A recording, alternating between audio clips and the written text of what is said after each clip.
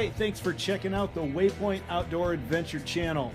My name is Justin Van Ferrari, and yes, I'm a little crazy in the head, but I love the outdoors, I love adventure, and I love bringing people along on the journey.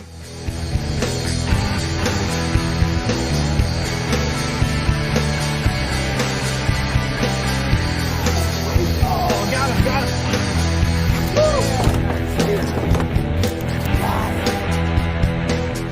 Join me as we brave the wilds of North America or wherever else we happen to be on the planet. See what we can do.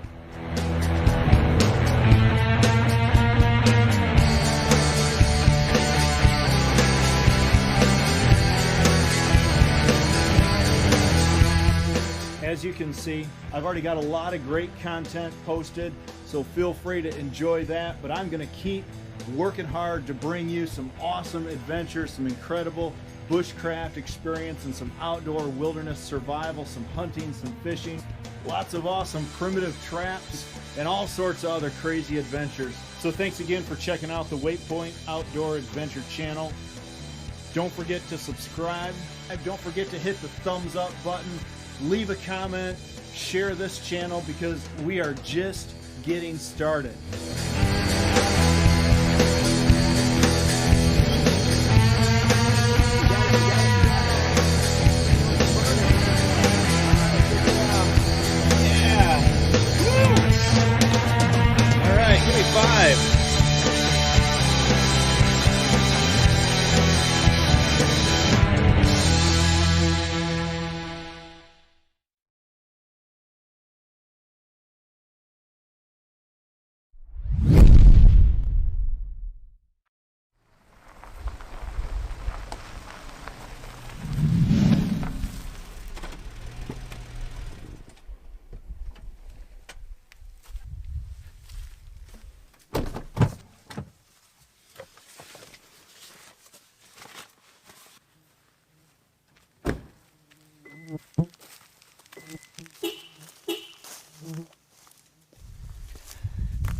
All right, hey guys, what is happening? What a beautiful day. It's probably like 60, 65 degrees out today, and I'm in the woods, so practicing a little social distancing, and I've got a cool idea for you.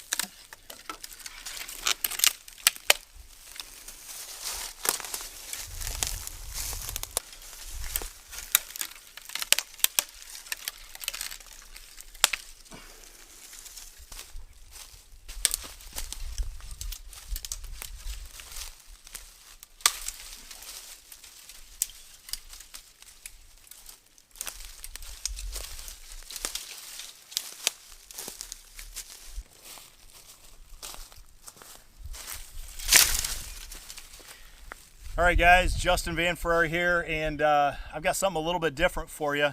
Most of you are aware, all over the United States and maybe in a lot of different parts of the world, there's a stay-at-home order in place. Now the cool thing in Michigan, we're allowed to come out and do stuff like this. So the idea behind it is that that we just stay away from one another, right? So, and I think the general rule is about 6 feet. So social distance, stay away at least 6 feet. I'm going to do something a little bit different. I'm going to try to start a fire from 6 feet away. So this is social distance fire starting. All right. Now, I don't know how easy or how hard it's going to be. In fact, I think it's going to be a little bit of a challenge. All right, hey guys, what is up? Justin Van Ferrari here, Waypoint Outdoor Adventures. It is awesome to see all of you guys in the chat. We got quite a few people here. I'm doing something a little bit different today than I normally do. Yeah, I'm going live, but this is an online class sponsored by or put on by Wanderlust Outfitters, and so I'm super excited to be a part of this. I've been talking with them for the last several months, and it was going to be an in-store only class. Because of everything that's going on, we bumped it to an online. So we've got people from all over. I see somebody from Florida. I see, if you could just put a little comment in the comment section, where are you from? Because it'd be kind of cool. I know there's a lot of people from Southwest Michigan in here, but there's a lot of people from all over the country. And I was talking with a guy last night from across the pond over in England that was gonna pop in. So I want to introduce to you a couple ladies from Wanderlust, and they are here. They are in the chat.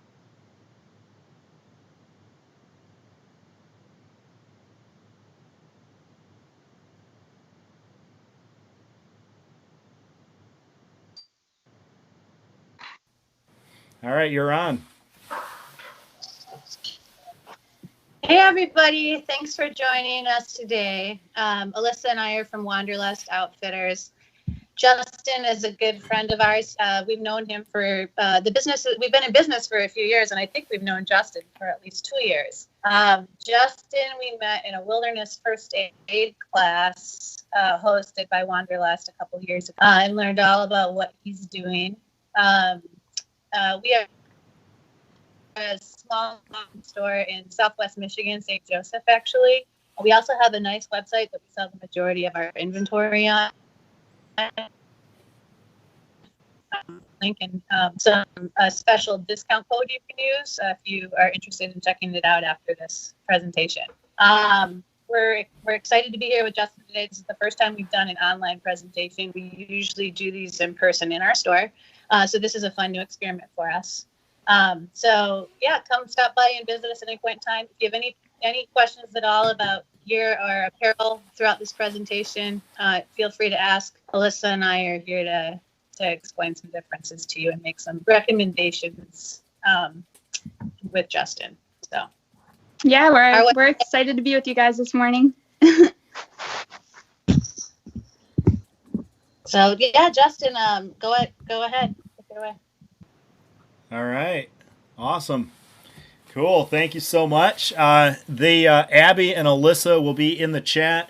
My lovely wife is here as well. She's going to be commenting in the chat. If you have any questions as we go through all of this stuff, feel free. Just this is one of those, like, you're not interrupting the presenter when you're asking a question. So we got lots of people on the chat that will be here answering questions and just engaging with you in the chat. So let me just, before I jump into everything, let's see where, let's see if we got Christine's from Berrien Springs. That's here in Southwest Michigan. We got Elkhart, Indiana, Niles, Traverse City, Michigan, St. Joe. We got lots of people, and I saw greetings from Daytona Beach also. Marjorie, how's it doing down Daytona Beach? How's the weather down there? Probably absolutely beautiful. Just kind of an overview. Here's what we're going to do for this during this time. I want to just talk with you guys about general survival tips.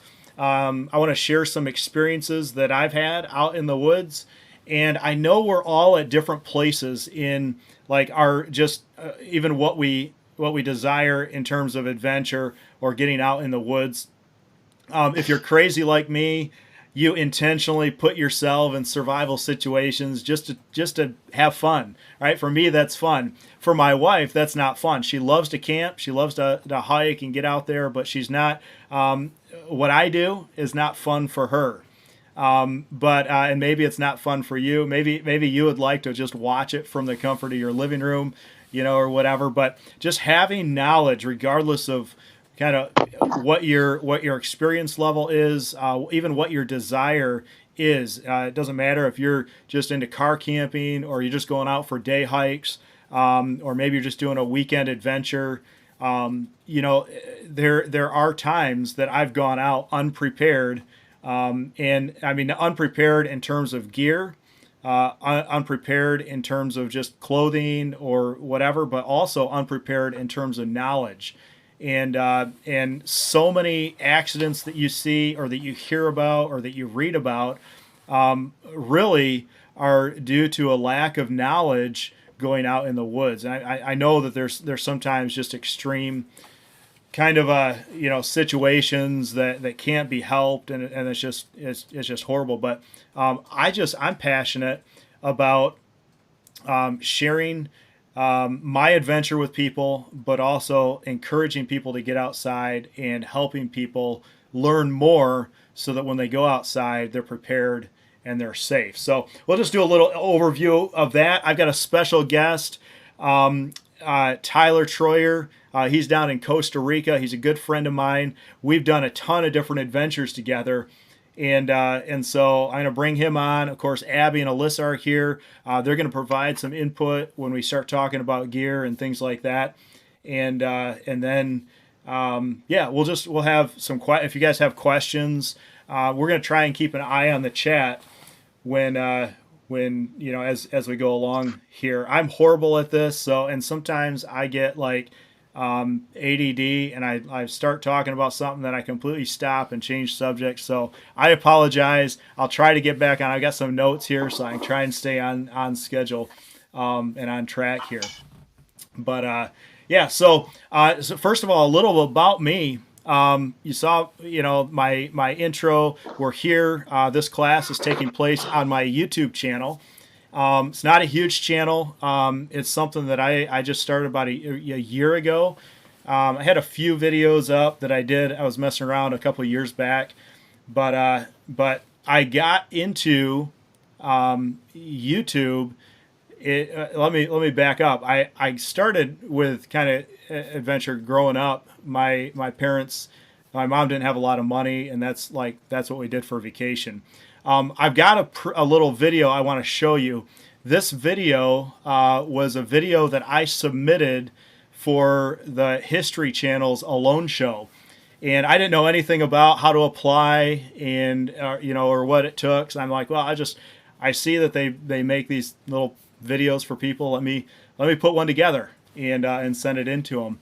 Long story short, and I'm no longer confined to my NDA, but so I can talk about it publicly. But they invited me to be a part of boot camp for season 6 of Alone, and so I was out there for a week in New York. Spent some time just kind of around other survivalists and stuff. I was not actually chosen to be on the cast of the show, but they encouraged me. They said, we like your your personality and stuff, but we just don't have a lot of data on you. As we look, I didn't have any. I'm not very good on social media. I'm not on Facebook a ton. I'm not on, I didn't have any videos posted. So they're like, just get some content up, and then we have something more to go from. And so that was really my motivation for starting my YouTube channel, is really just for one audience, is for the producers of the Alone Show.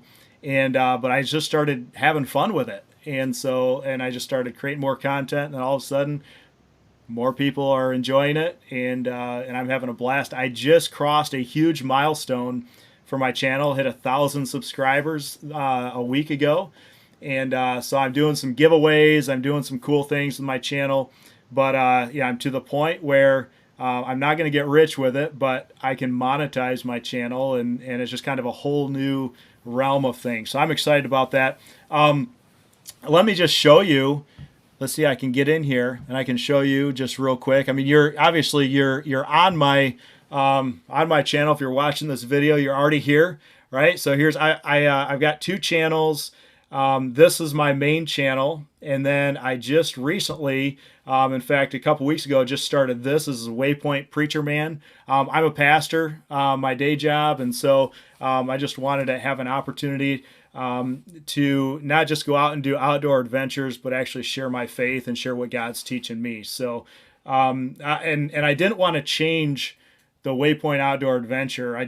But I wanted to add something for those who are interested. Not everybody's interested in that thing. So, that kind of thing. So, yeah, so that's a little background about me. Let me show you the video that I posted, and I sent into the History Channel Alone producers, and this is what got their attention to invite me to boot camp.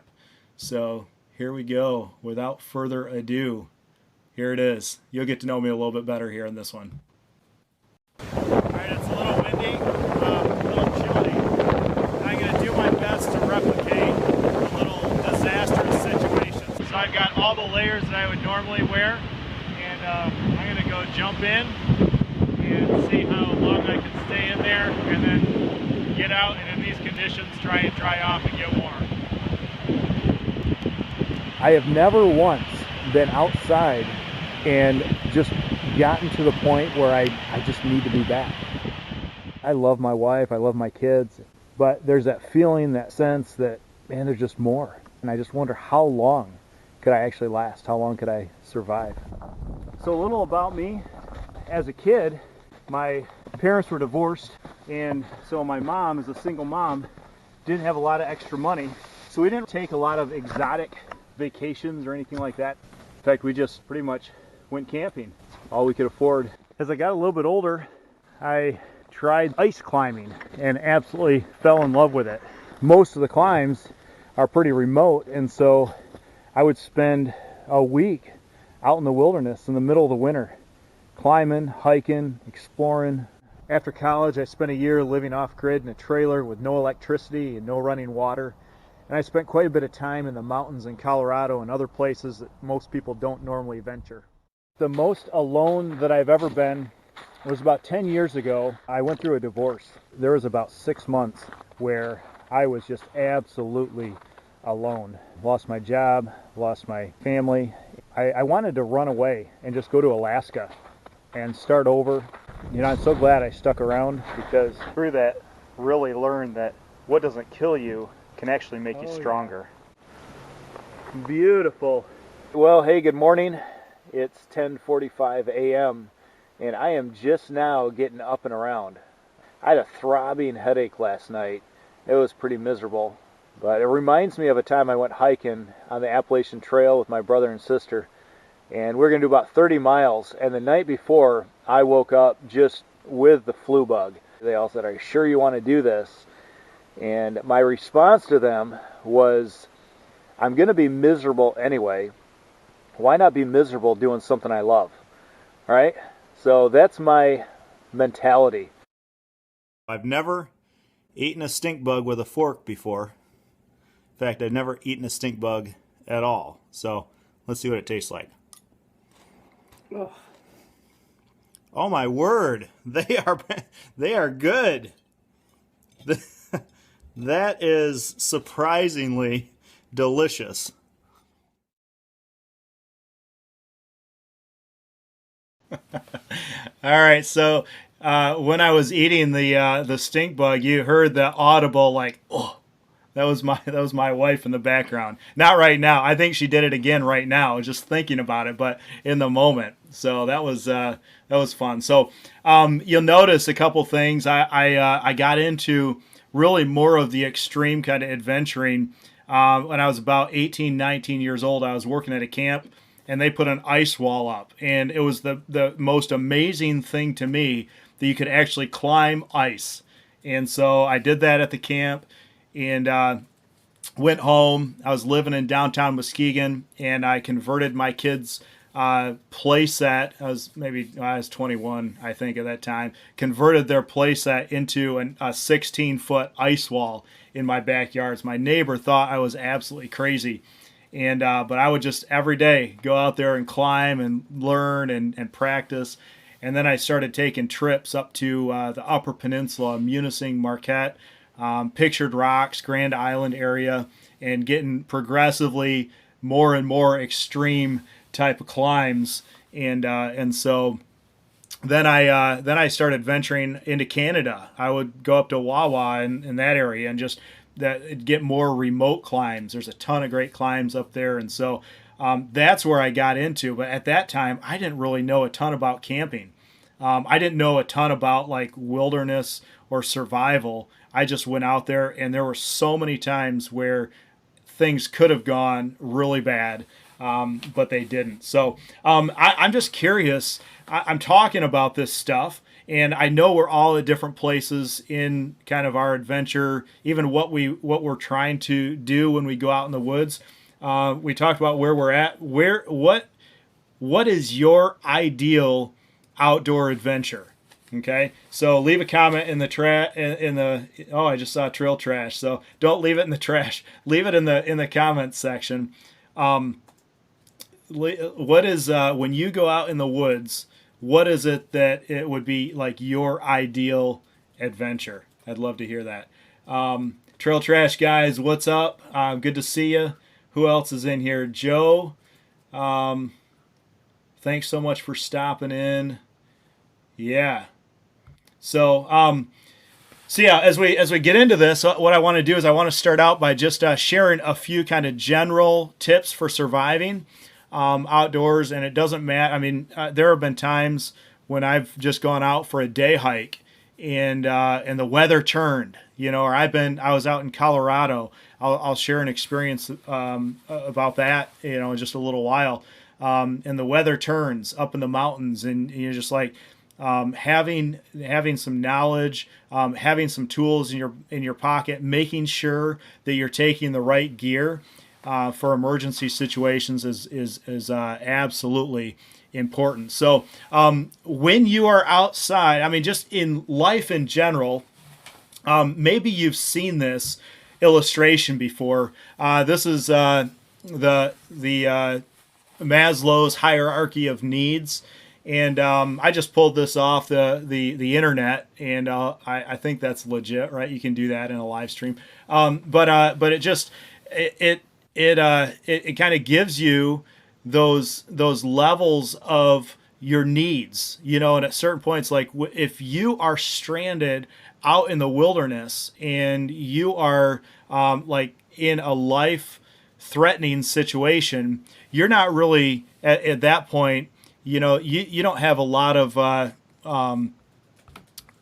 desire for self-actualization, or trying to or you're like self-esteem. Like it's just like, I need water, I need shelter, I need, and I've been in a situation, like I've done a few different adventures where overnight and in a couple day adventures where I didn't take any water or any food. I did a week-long adventure up in Manistee National Forest, and I didn't take any water or food with me. Now, I had stuff to get water, and one of them was in the wintertime, and so I had water all around me. I just had to get a fire going to make the water out of the snow, right?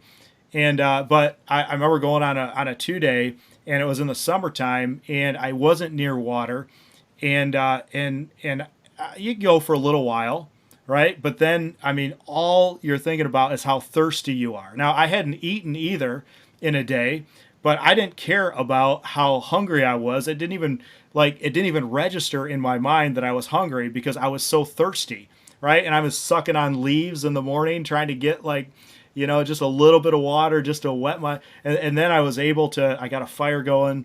I was able to boil water and get water and stuff. And then all of a sudden I was hungry. Right. And then I'm like, then I got some food, and then all of a sudden, and so your levels of need increase, but they're very basic and very primitive. And so, along with this, one of the most basic, I think, survival, things that you can know when you go into the backcountry is this rule of 3. And this might be a little elementary for, or maybe you've never heard of this. I don't know. the rule of three basically says this, that that you can survive about 3 hours without adequate shelter in extreme conditions. Now, I know that might not be exactly true. Environment, surrounding, all that kind of stuff has impact on that. But they say it's about, three minutes without air or without oxygen, 3 hours without adequate shelter, 3 days without water, and 3 weeks without food. Now, and again, I know that there's external factors that impact. Your physical condition has a lot of impact on that as well. But as a general rule, if you know kind of that rule of three, it gives you, in a survival situation, it gives you, it sets your priorities for you. If most of us are not going to struggle with oxygen thing, right? Unless our adventures are to Mars, or the moon or something like that, which maybe that's your adventure. I don't know. 3 minutes without oxygen, 3 days without water, 3 weeks without food. And so, that just helps set those priorities. Does that make sense? So when I go out in the woods, the first thing I think of, and even if I'm going ultralight, minimal gear, I think, how am I going to make fire? Okay. Or what am I going to use for fire? Because fire is really the most essential skill when going out into the backcountry. Now, there have been times when this jet boil right here is my source of fire, right? It's got a little lighter on here. I'm going to go.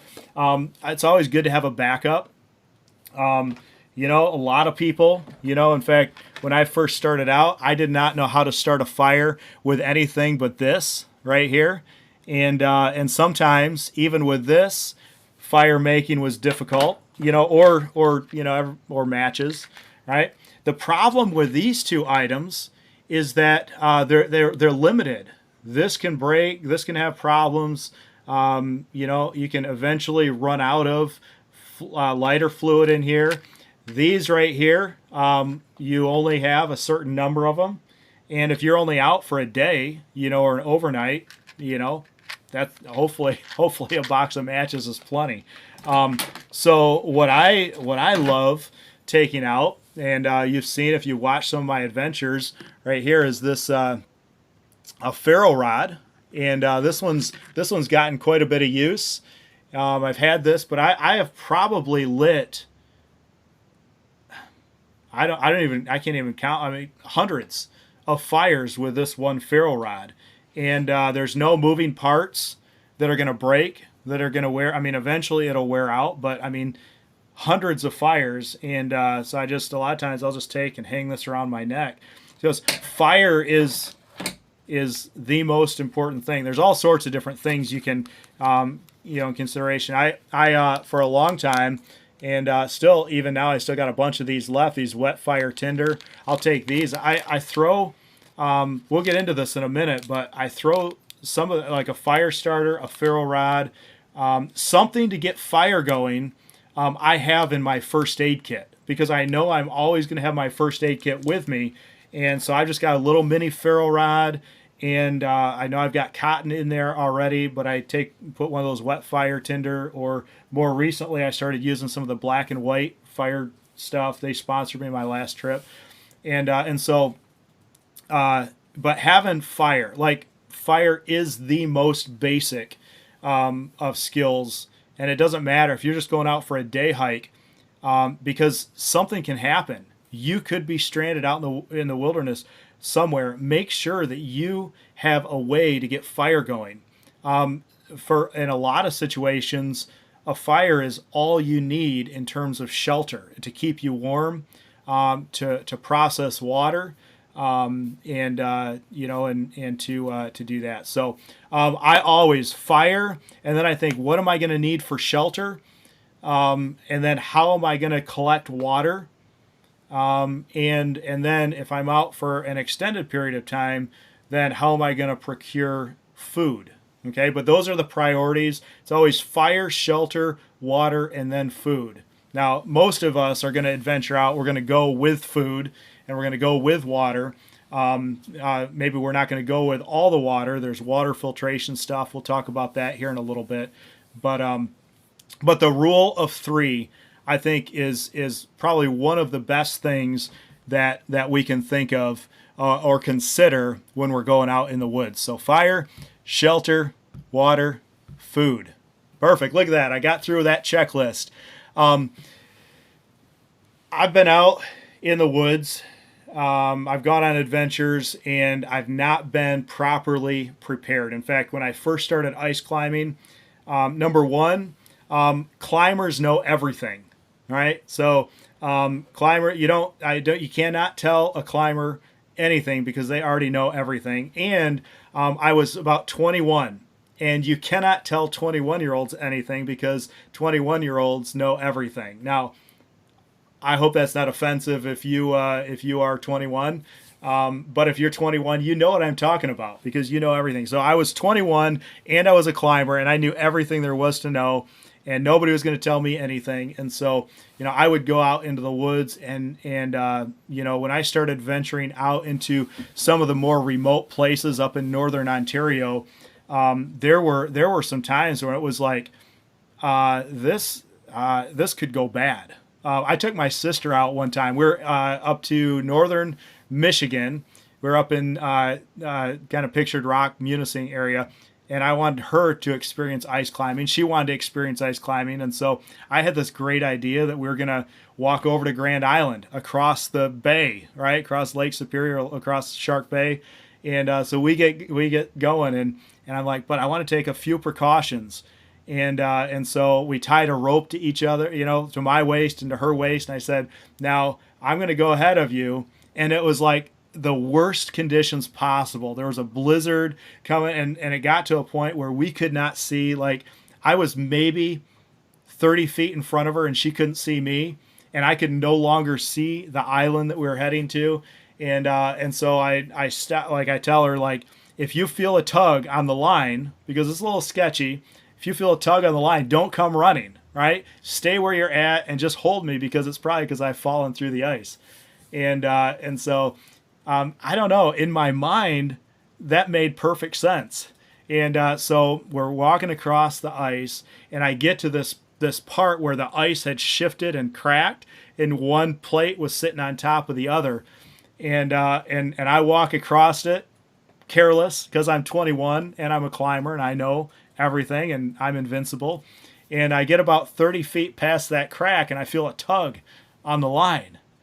And my first reaction was, uh-oh, that like I made it through. I'm heavier, but and so I stop, and then pretty soon there's slack in the line, and she comes and she's like I'm not going any further. This, and I'm like, come on, Mary, it's just, and she's like, no, absolutely not. So, dumb stuff that I did when I was out could have been bad, but I'm still here.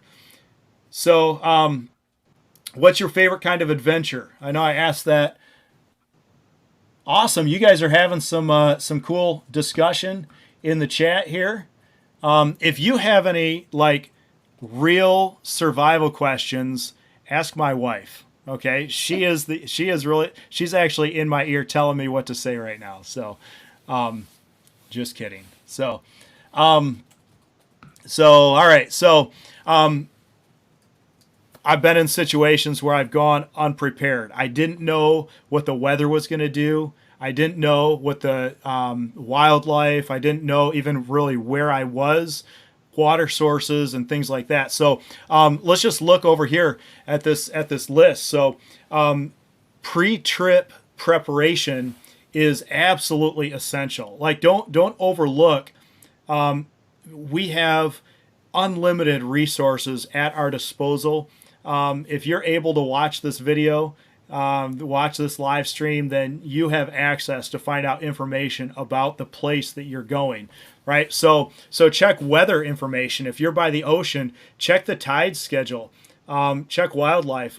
Tyler and I had done a few trips to northern Ontario, and we went out into Hudson Bay, the southern end, James Bay, and the tide. I mean, the river is affected by the tide, right? So when the tide comes in, the whole direction of the river changes direction, and so I like the last couple of years we went, like I printed out like the tide schedule, the weather conditions, everything, and I like laminate it, give it to Tyler along with our map, and we know exactly where we're going to be and where we're going and all that kind of stuff. And Tyler would laugh at me because he's like, Justin, the river only goes one direction. How lost could we possibly get? But I've been in enough situations that like you never know. Yeah, I want to know a map. I want to know, if we get stranded in a particular situation, how far am I in from the train tracks? Because the train's going to be our lifeline, our emergency when you're that far north. What obstacles are going to be there in order to get to where we need to go or whatever. So the tide schedule.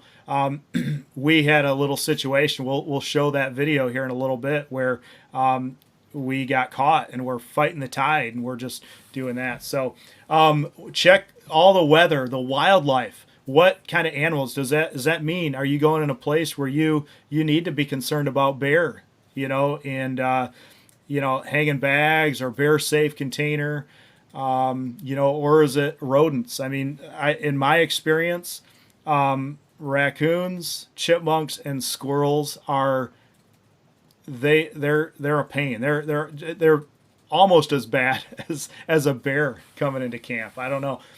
So maps, area guide, find out, no matter when or where I go, because I typically don't take a lot of water with me. Especially in Michigan, we're spoiled. You can walk in 5 miles in just about any direction and find water. But sometimes you don't want to walk 5 miles. Find where the water sources are going to be.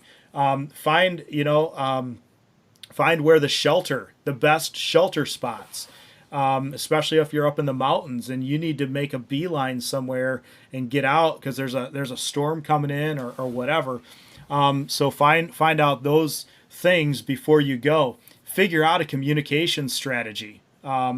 Communication is absolutely important. Let me show you a video. This is never before seen footage of me. And I was new to, I'd been out to Colorado a few times. I'd hiked, I'd explored. But I went out and I was going out to do a wedding. And I thought, well, the wedding's on Friday. I'm going to go out on Tuesday and I'm just going to drive into the mountains and I'm going to hike and I want to climb a 14,000 foot peak. And in fact, I found a spot that was pretty accessible. I could actually climb 2 14,000 foot peaks in the same day. But in order to climb those 2 14,000 foot peaks, I had to climb 2 13,000 foot peaks to get to the 14,000 foot peaks. And here I am. I thought, no big deal. I'll fly into Denver on Tuesday afternoon. I'll rent a car. I'll drive in, and Wednesday and Thursday, I'll climb these mountains. And then I'll come back Friday, do the wedding, and then maybe on Saturday I can go up. It's up in Estes Park. Maybe I'll get to do Long's Peak as well, another 14er. And so I was pretty excited about my schedule and my agenda. And I've had lots of wilderness experience, but I didn't, the weather in the mountains is so unpredictable. And I checked the weather. I did my little basic pre-trip planning. I knew the location. I knew I didn't really have to worry about a ton of wildlife stuff up at that, but I knew that there's going to be potential of 2 to 4 inches. And let me play this video. And this is again never before seen footage. This is Justin before YouTube. All right, I am standing on the top of Gray's. 14,000. Let me try that one more time. All right, I am standing on the top of Gray's. 14,270 ish, and I made it. I got 2 14ers, 2 13ers in today. I'm tired, but at least it's all downhill from here. It is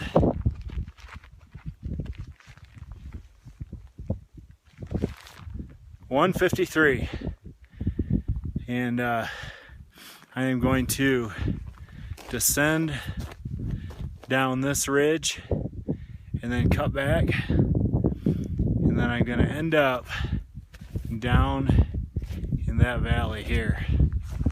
So actually you can see where the trees are. That's where I'm going to camp. All right, that's where I was gonna camp. That's where I had planned to camp.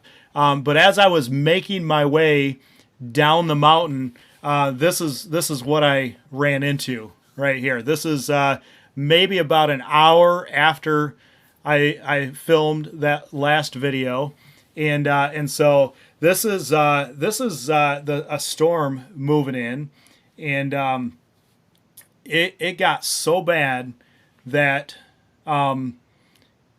like I got to a point like this. I stopped filming. I stopped taking pictures after this. This is the last picture I took on the trip at that day, because about 10 minutes after this, and I was trying to get down to that tree line. As you can tell, like that tree line is still pretty far away, and so I.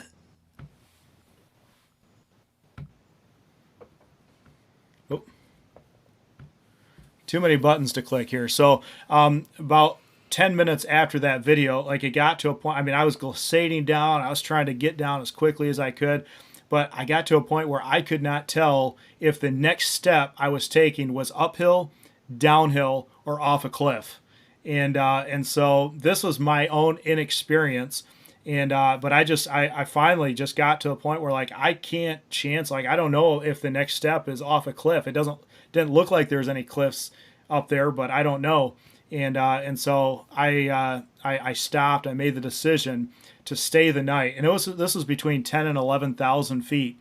I had my snowshoes, and I was able to dig just an emergency snow shelter. There's enough snow up there on the mountains. I dug that out, and then just I hunkered down. It was like 4:30 in the afternoon, and I had to sleep in this little snow casket basically. Like I dug it out, and it was just small, and all I had was like my snowshoes to dig it out. And so I didn't build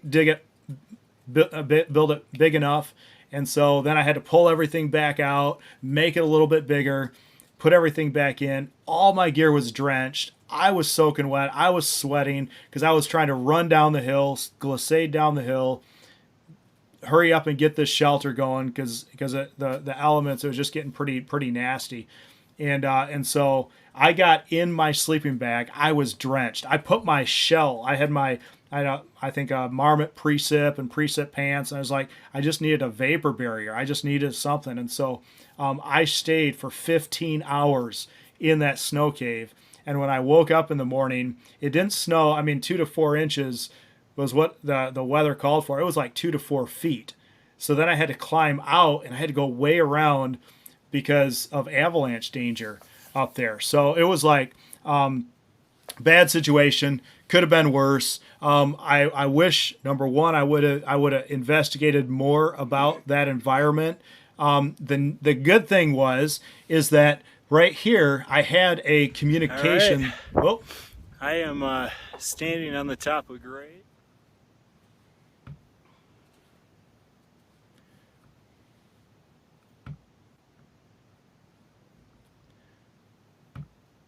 there we go.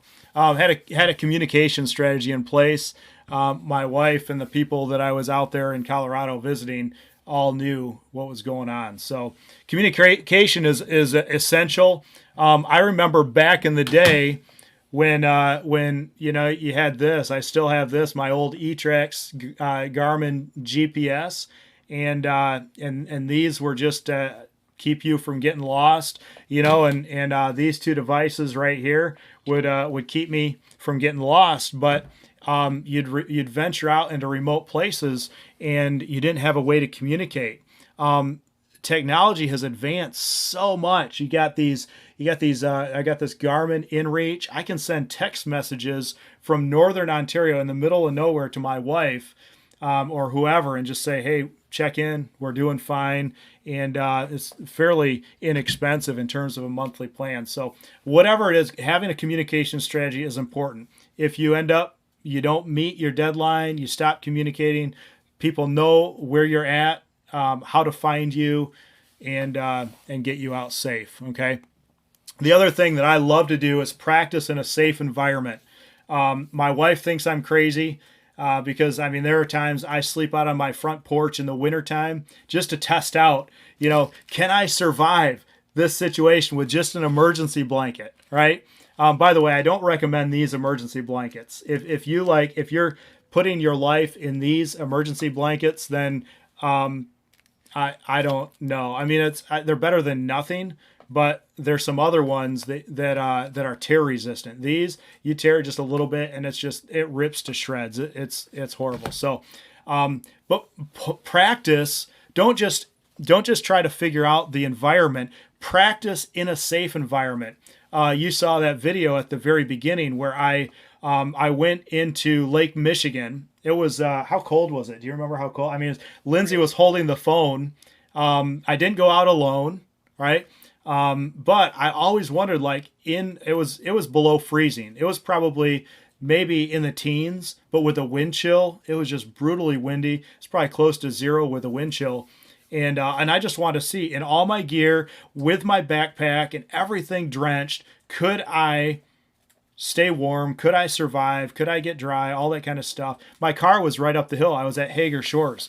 If you're from Southwest Michigan, you probably know where the beach is. And I was just very safe environment, but I'm practicing because who knows? I could end up in a lake somewhere, and having knowledge, I've read, right, that if you fall through the ice, most people actually die by drowning rather than hypothermia. You think you get hypothermic, but you can actually survive a while in frozen water, or, well, I mean, falling through frozen water into actual cold water.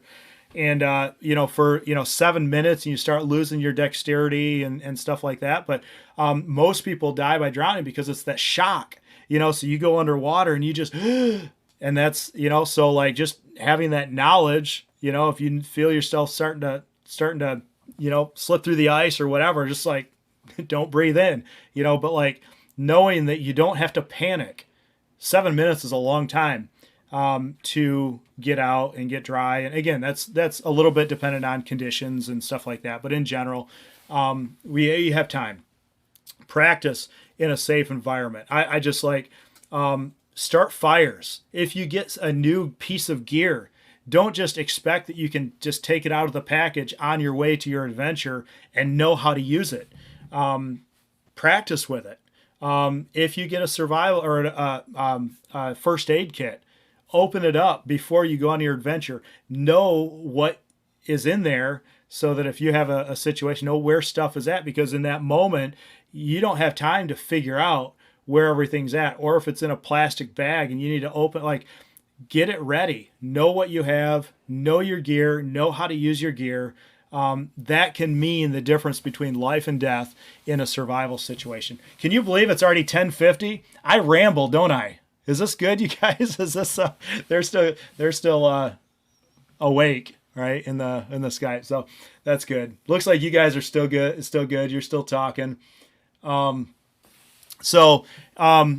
Be prepared. Practice in a safe environment. Research the conditions and research the place you're going, and if possible, take a friend. Now, I know sometimes you're trying to go out, you're trying to get away from everybody and stuff, but the best survival item you can ever take in the woods is somebody else. And so a lot of my adventures, I venture out alone, but I have a communication strategy in place. I've researched, I've practiced. I know how to use my gear. I know what gear to take just from experience. But it's silly and people are going to laugh at you, but practice in your yard, You know, your husband or your wife might laugh at you if you decide you want to sleep out on the porch in cold weather just to see what it's like to spend the night in cold weather, right? Or to practice with an emergency blanket. You might get laughed at, but it could save your life. And then take a friend. Take a friend. It's the best survival item you can ever take. So I want to introduce you to a good friend of mine. His name is Tyler Troyer. If you watch my YouTube channel, Tyler has been on a lot of different adventures with me. I have gotten him into way more trouble than he's gotten me into because I think my version of adventure used to be more extreme than his. And I think I've rubbed off on him a little bit. And now he is one of the crazy ones. He is the one that I'm bummed that he's living down in Costa Rica right now. He's joining us in this live stream from Costa Rica. I'm bummed that he's in Costa Rica because he is like the only other person I know that I'm close to that actually gets it, like who like is kind of like me. So I'm gonna introduce to you Tyler Troyer via video, and then he's gonna pop in the chat here, and we're gonna talk about a few things. So let me get over here, and this right here.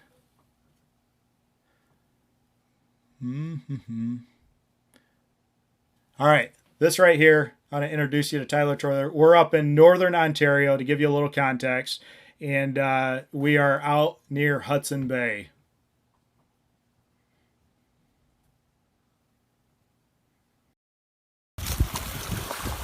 So the plan was to jump in and swim, say we swam in Hudson Bay, until we realized that the mud flats go on for miles. And we'd look like a fish with a fish out of the water if we tried to swim. So we cannot technically use the term swam in the Hudson Bay. All right, there's Tyler. We are hiking our kayaks through the mud flats, and the tide is going out,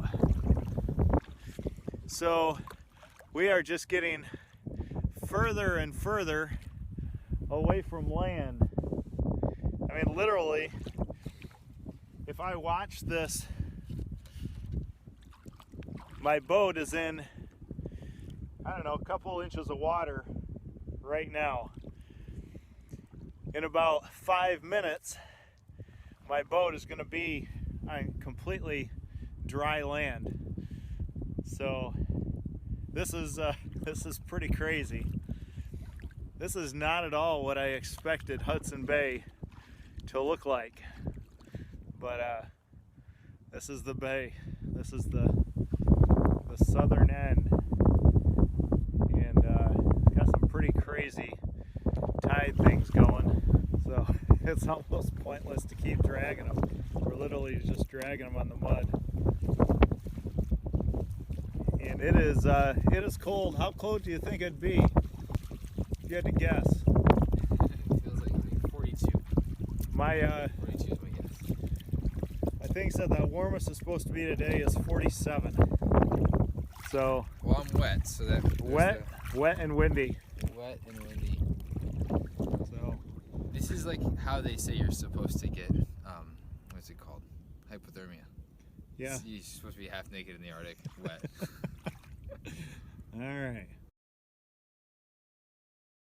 All right, so Tyler just explained to you how you're supposed to get hypothermia, half naked in the Arctic. So when that video popped, I didn't tell him that that's the video clip I was going to show.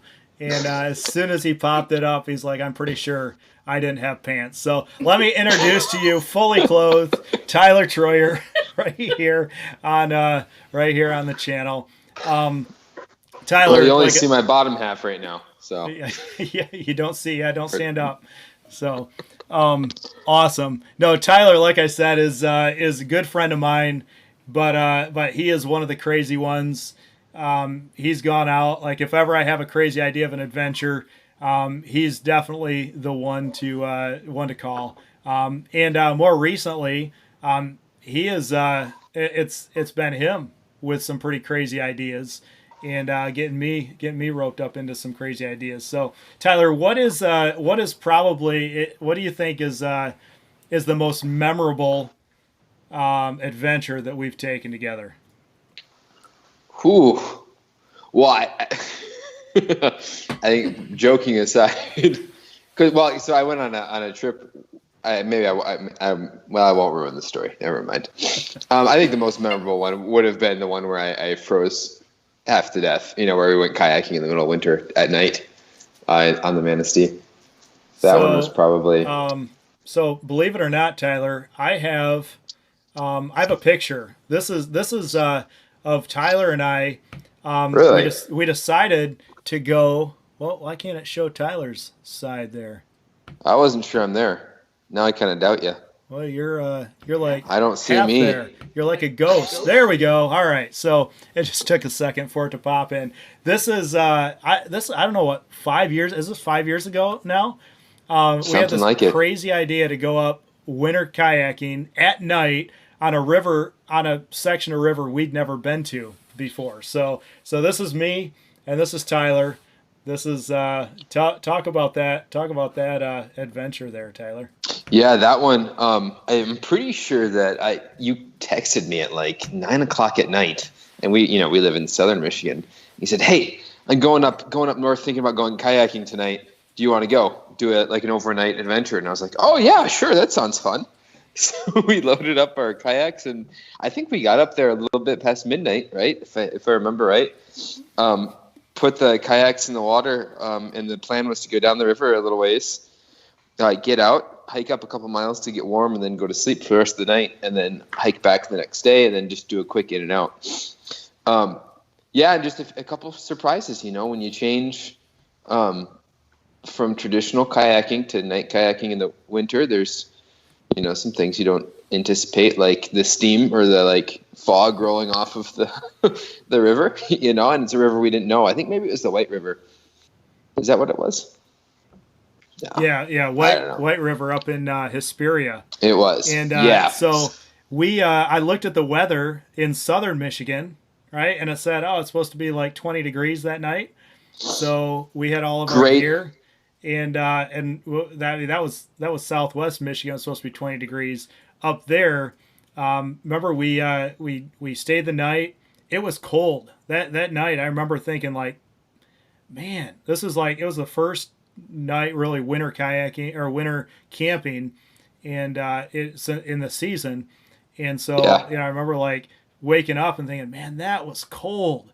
Maybe I'm just getting old and soft, right?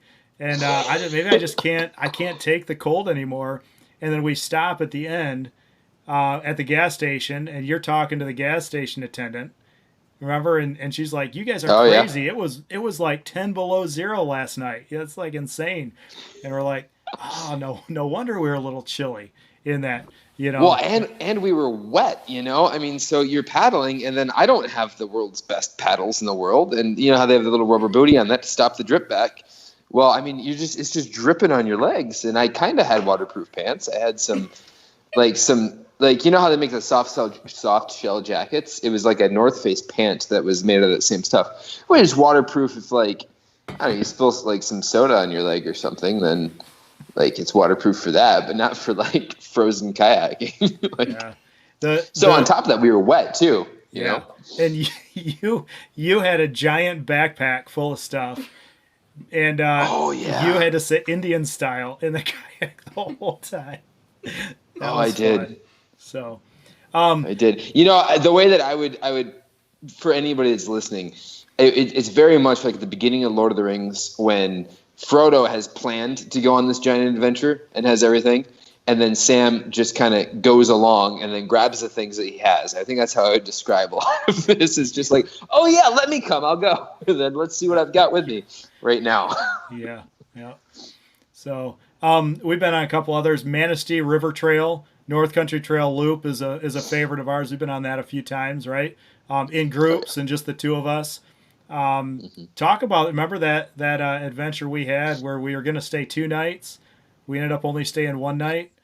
And Oh, yeah. So that one, little bit of context. We had been doing quite a bit of like winter backpacking before that, and I had been doing a lot of it like in college, just because in the winters, like I don't have quite as busy of a schedule. The weekends I'm a little bit more free, so it was easy to go camping up in like the Grand Rapids area in the winter.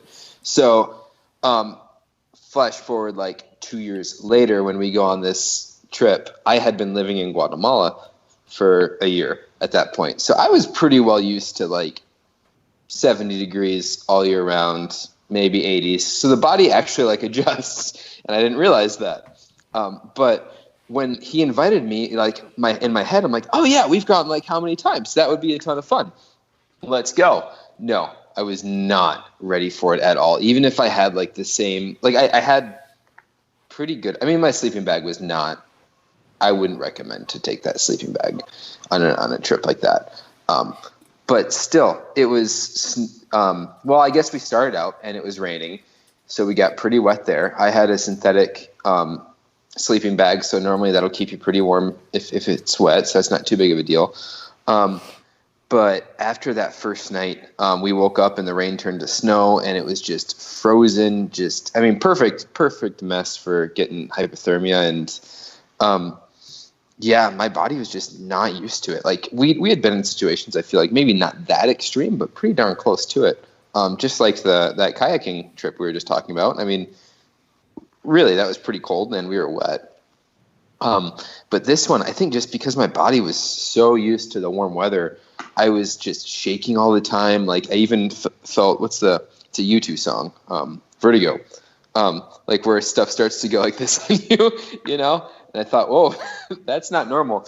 Justin, we should try and clip this 2-night trip into a 1-night trip. And it's the Manistee River Trails, which I think is like a 24-mile little trip. And yeah, I had not taken into account how Justin had in his mind planned to do this over 2 nights. So we had quite a bit more miles to do if we're going to finish it in 1 night.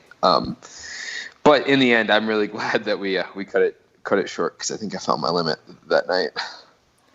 Yeah, that was we were both pretty miserable. I mean, we got up in the morning and everything was wet. I had taken a part of my tent, just the shell, just the rain fly of my tent. So, but everything was still drenched. And then we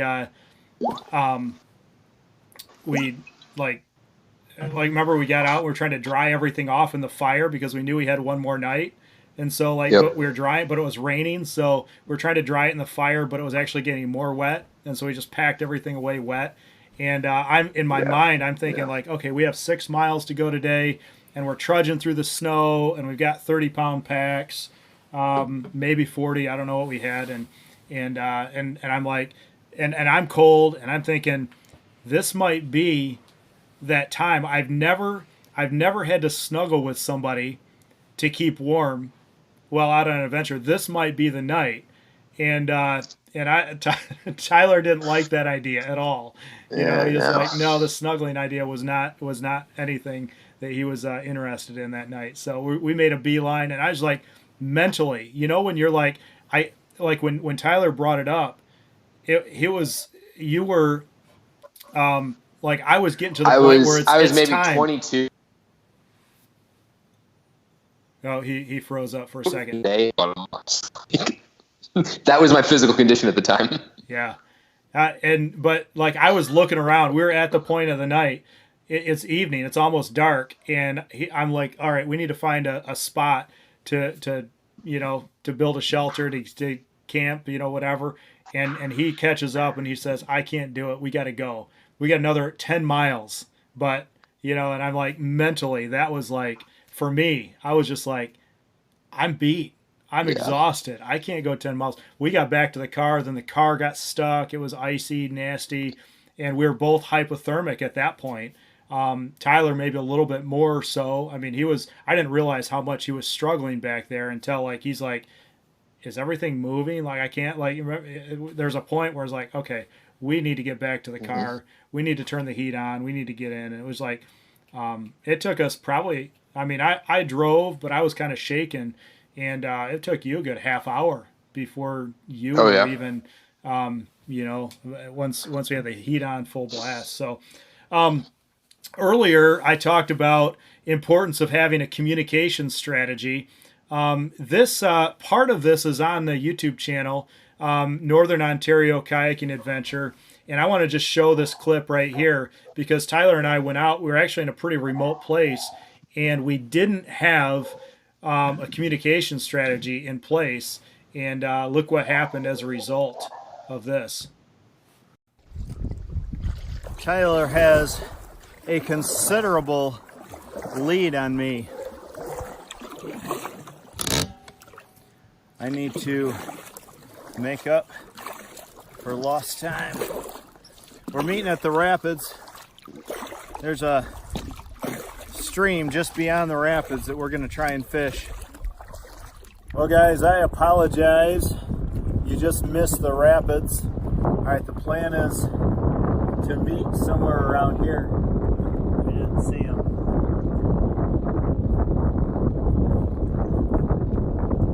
Alright, let's figure out where we're at, where Tyler's at.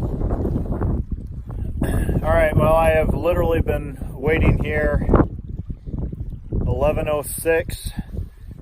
I've been waiting here for about an hour, and we were supposed to meet here. I'm getting a little nervous. I don't know if he's just gone on ahead. Man. Alright, this is why if you don't have communication, you stay within eyesight. I have my GPS device, but he does not have one. And I'm only 10 miles from Moosonee. But I didn't mention to him, I didn't think I'd have to, the tide comes in at 1, and we got to be to Moosonee. The original plan was we need to get there by 3, and I looked at the chart, and tide comes in at 1, so we need to be there by 1. Otherwise, we're going to be fighting against the tide. There's no way we can do that. So, what to do? I told myself I was going to sit here for an hour. It is now 11:08. It's been an hour. No sign of him upstream. I don't really want to call a rescue right this second because he's probably fine. He's probably already in Moosonee. All right, I'm going to hit the waterway, get to Moosonee. I think that's going to be my plan for sure.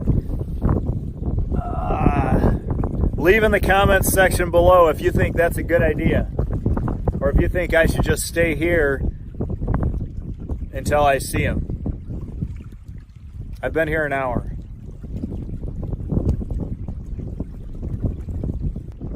Stay with your partners, unless you have communication. Stay in communication.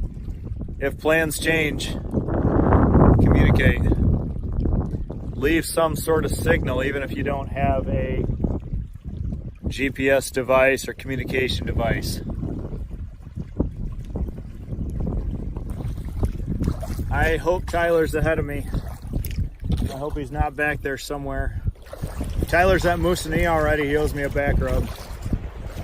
All right, as you can tell, I finally made it up to Moosonee, but still no signs of Tyler. So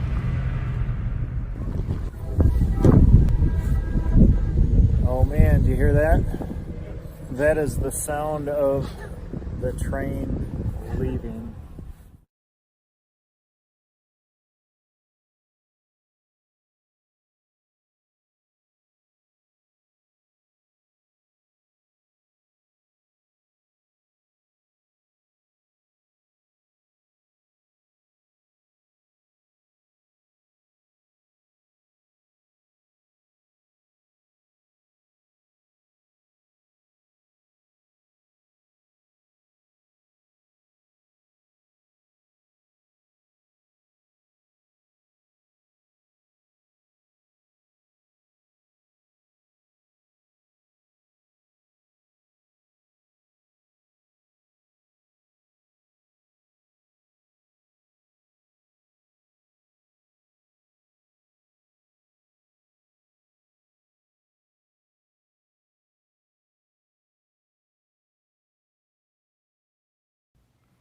All right, let's try that. Sorry, I muted myself during the video and I never unmuted myself.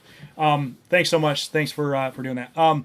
You guys who are in the chat, how are we doing?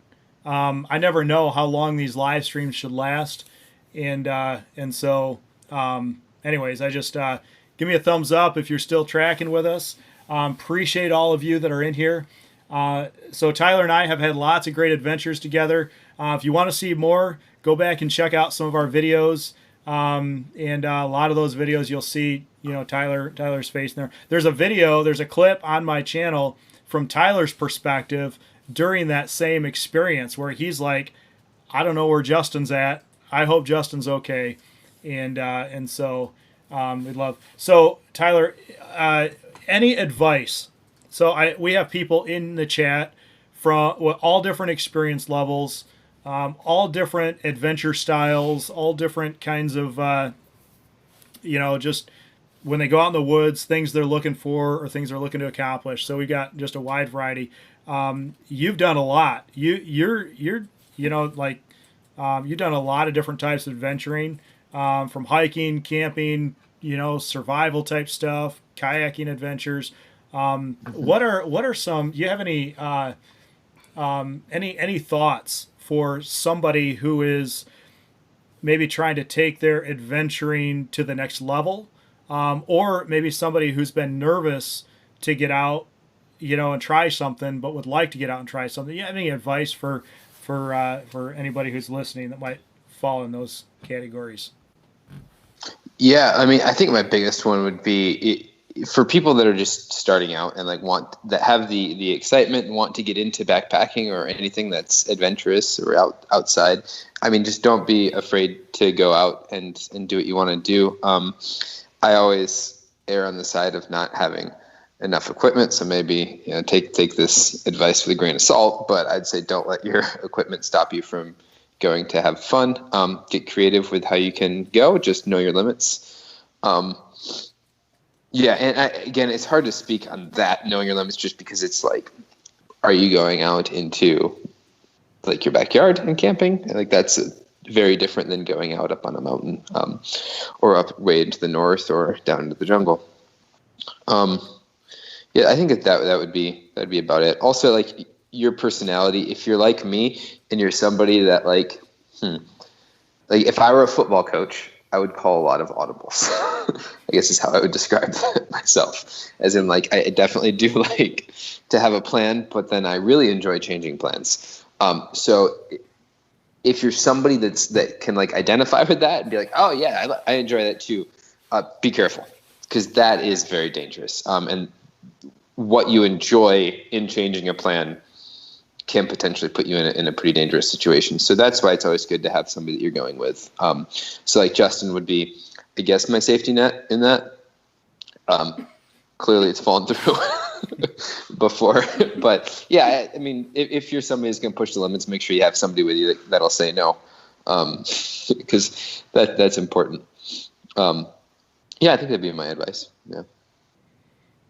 Sweet. Yeah, and just to piggyback on what you said, sometimes knowing your limits is a hard thing to know. I think I have a tendency. I mean, I've been out in the woods a lot, but I have a tendency to think that I have higher limits than I do. Number one, I'm 42 years old, and I still think I'm 20, and I still act like I'm 20, but my body's not in the shape that it was when I was 20, right? And so I've gotten myself into situations where just because I thought, I feel like I'm in better shape or that I can do things that I used to be able to do when I'm 20, but figuring out what your limits are. I love what Trail Trash said here in the comments. Don't be afraid to fail. But I would just add to that, when you are out there and not being afraid to fail, also make sure that you or try to have some safety nets in place. Even if the safety net is a communication strategy with somebody back home or somebody close, but practicing in a safer environment is is the best way to understand your limits. Because if you can't get a fire going in your backyard, you're probably not going to be able to get a fire going in a survival situation when your life depends on it, you know.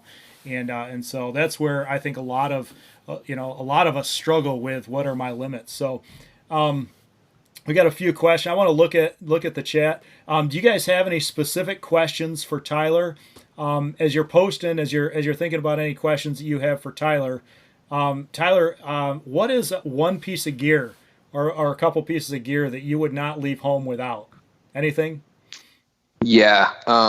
So like the pot pan, and you're the one that taught me this. You have that. I think it's MSR. It's just like some sort of pot, right? I have a really beat up thing that my parents got from Walmart hundreds of years ago.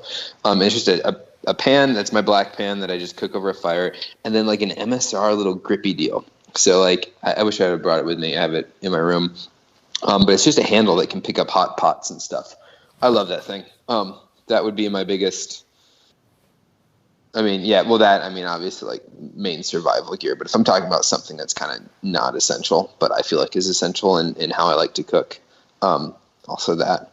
And then another thing, like, between you and me, you really love survival kind of stuff, Justin. What I love is being comfortable, but, like, not comfortable in, like, how I'm sleeping, but, like, comfortable in how I'm eating. So key difference between us is, like, I'll bring a little vial of soy sauce, like, a red onion, green pepper, like some seasoning, and really try to make the most of like whatever like fish that we're catching, like that kind of stuff. So I really enjoy that. So I think, yeah, that'd be another essential for me is just a little spice packet, little vials. You can get them of like 100 milliliters of, I don't know, something like soy sauce, olive oil, garlic. Like to bring ginger with me too. Yeah, that kind of stuff. I know it adds a little bit of weight, but also I can cut weight in other areas. Yeah, every adventure I've gone on with Tyler, like I'll bring a pack of ramen noodles that I want to like that'll last me like 3 days, and he's got like all this fresh fruit or not necessarily, well, sometimes fruit, but like onions and garlic and like all these like vegetables, and they're not dehydrated.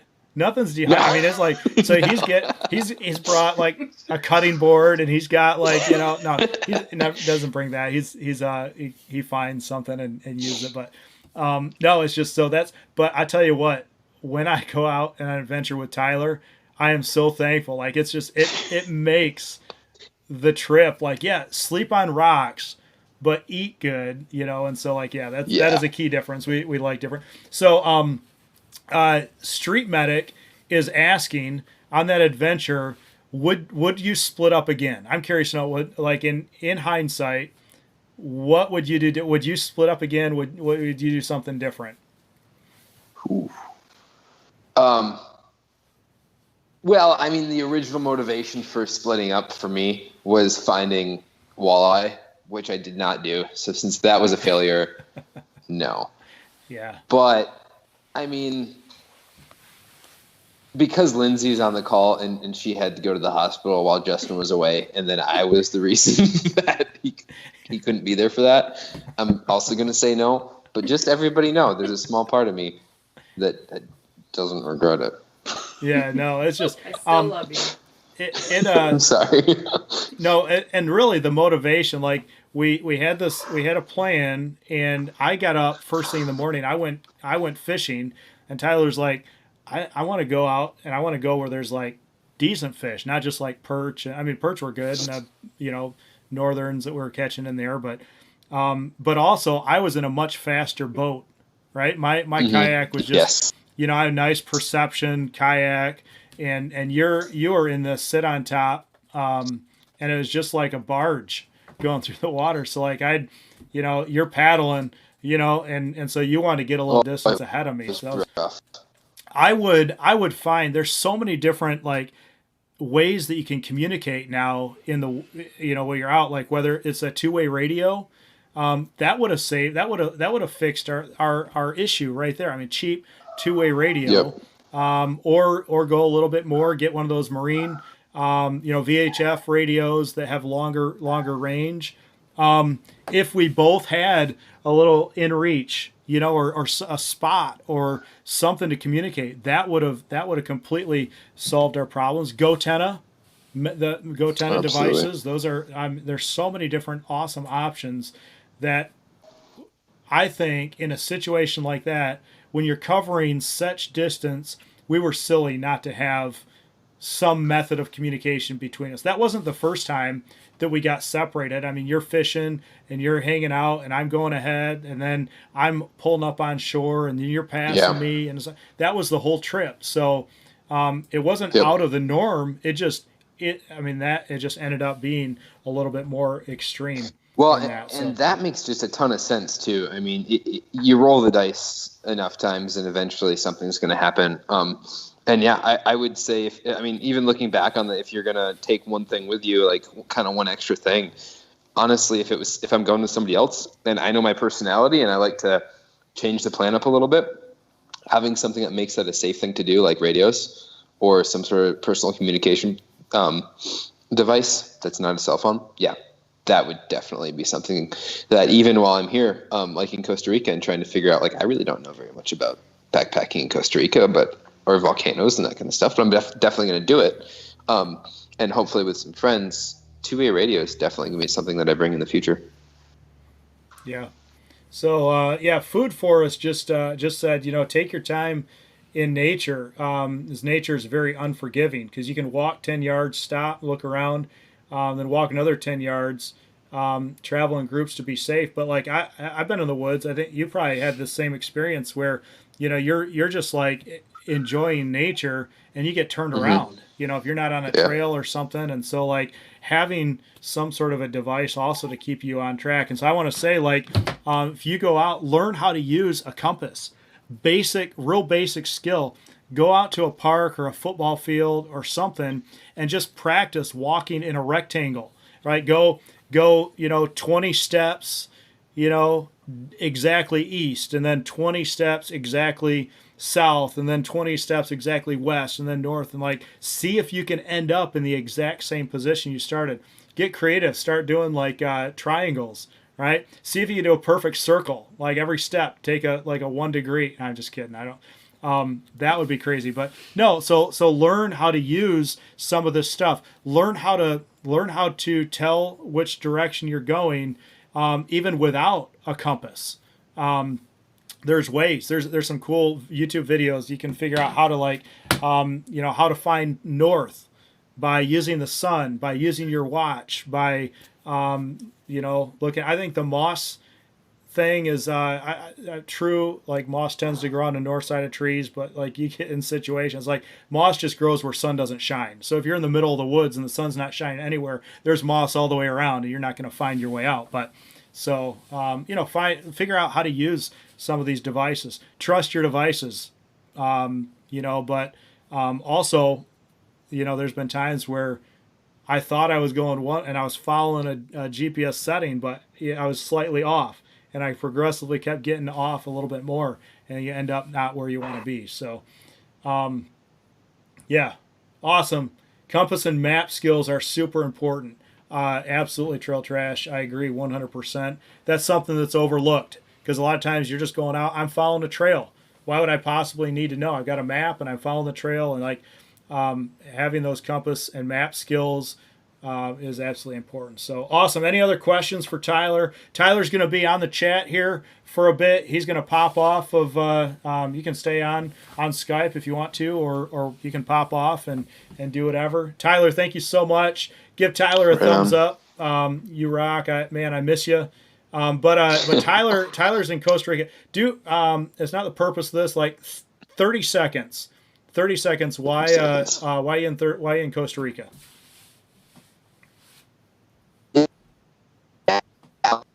Organization here in Latin America, and we do long-term transformational community development, which is basically kind of poverty alleviation, sometimes in rural context, sometimes in urban. Here in Costa Rica, we're in downtown San Jose and kind of like the south side of Chicago sort of deal. Not a great place to be. And then we just do different basically social work sites.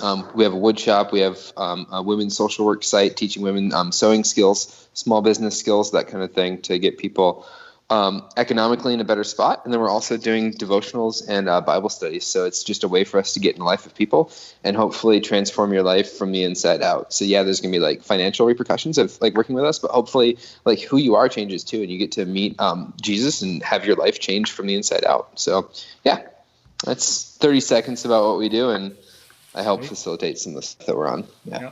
If you want to know more about that, I'll drop a link to Tyler's website in the description after this video is done. You can do that. Yeah, check me out. Tyler, thanks so much. Thanks so much for joining us. One of these days, I need to get down to Costa Rica. We need to go have an adventure. So sooner than later, my friend. Sounds good. All right. Adios, Tyler. Awesome. So as I transition, I want to start talking about gear items. We'll bring some of the Wanderlust, Alyssa and Abby back in here in a minute. I want to talk about some gear and clothing related stuff, just some recommendations. But I don't always go out with everything that I recommend because sometimes I just like to push the limits and see if I can survive in with just limited gear, limited resources, limited items. So take a look at this. This is me. Adventure I did right here on YouTube, and this is a knife only, where I went out only with a knife and tried to survive for an overnight. Hey, what's up, YouTube? I'm Justin Van Ferrari, and I am super excited to be right back out here in the woods for an overnight adventure. And this is my knife only adventure. This is my Benchmade Saddle Mountain Skinner, and this is all I have to survive. You say, yeah, right, that's all you have to survive. What's in your bag? This is all pretty much camera gear. Let me show you. All right, so I've got my iPad. This is gonna be my secondary camera, and if I get bored, I might even start put some of this footage together. Here's an iPad mount with a flexible tripod mount. Got my drone here, DJI Spark, and so I got that. I did bring a first aid kit. I always like to be prepared. I do have a few battery packs right here. One more little iPhone Gobi mount. I do have some lights for filming tonight because it's almost dark. Miscellaneous cords for charging, extra battery, my handy dandy notebook that's got all my awesome ideas in here. Let's see, I don't think I have anything in this. Oh yeah, got my sunglasses. I won't need those tonight, but maybe I'll need them for tomorrow. And then the last item I have is my rain jacket, just in case there gets to be a downpour. And that is it. That is all I have. Pretty much, here's the only survival item that I have, and only survival item that I want to use.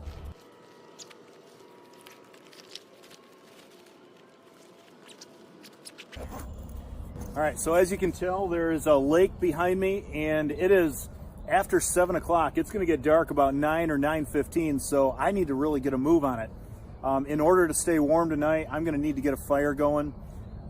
Temperatures are going to drop. Right now it's not too bad, but as soon as the sun goes down, I am right on the other side of the dunes from Lake Michigan, and the temperature is just going to drop. It's been a little bit wet, so that may be interesting. And hopefully I can get some cordage, I can get a fire going, I can get a shelter built. I need to start out from scratch. I mean, literally, this is the only tool that I have with me. Tomorrow, if successful, if I make it through the night, then I'm going to give it a go at some real primitive fishing with some homemade cordage and gorge hook, and we're going to see if I can get some food. I have no water. I have nothing to boil water in, so this is going to be quite the challenge, especially for literally like a 14-hour adventure. So let's hit it. All right, what an absolutely beautiful day, but I am losing daylight fast, so don't have much time.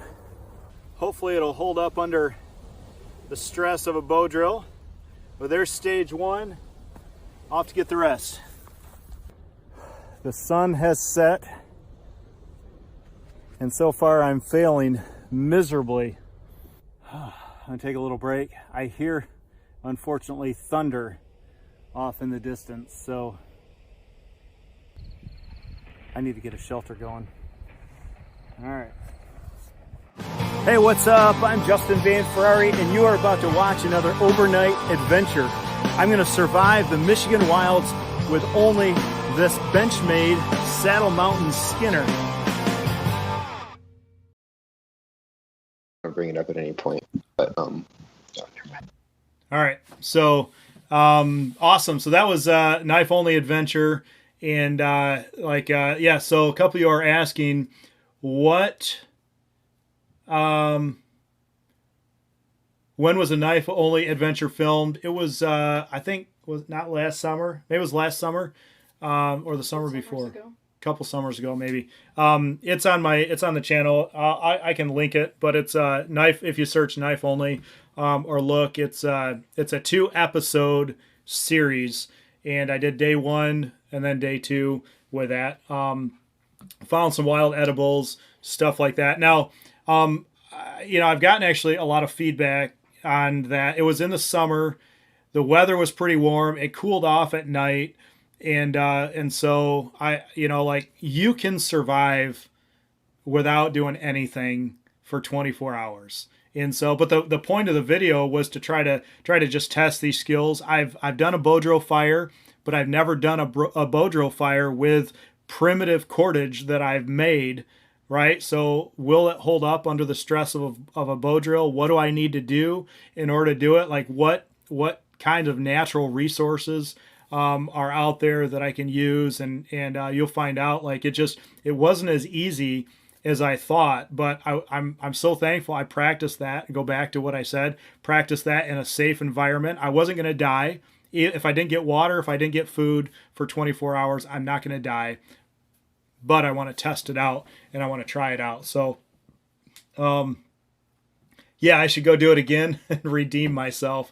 Somebody has actually watched the series, I think. So, that's something I'm going to keep going out. I'm going to keep trying. I've got all different variations of, I've had a plan for taking this thing out right here. This is a Grimm survival card, and it fits in my wallet. I've started carrying this around in my wallet. It's got a little knife on here. I don't know if you can see it. It's got some fishing hooks. It's got some lures. It's got a little saw, and they got all sorts of different options with these. But eventually, you will see a video where I go out with only that Grimm survival card and do that. So, hey, Quebec, Mallory, thank you so much for posting the link to that video. You rock. Thanks for doing that. So I want to talk about gear. I want to talk about clothes.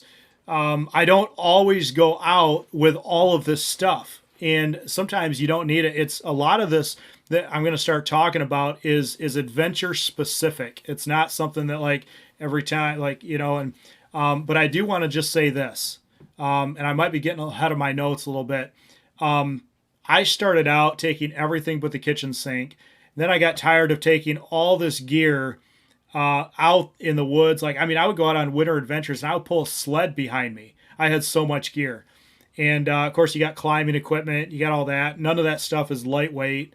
And so, I just like, but then as I'm backpacking, I stopped ice climbing because there's no place around here to do it, really. And honestly, like, the weather doesn't even cooperate in Southwest Michigan. I can't even do an ice wall.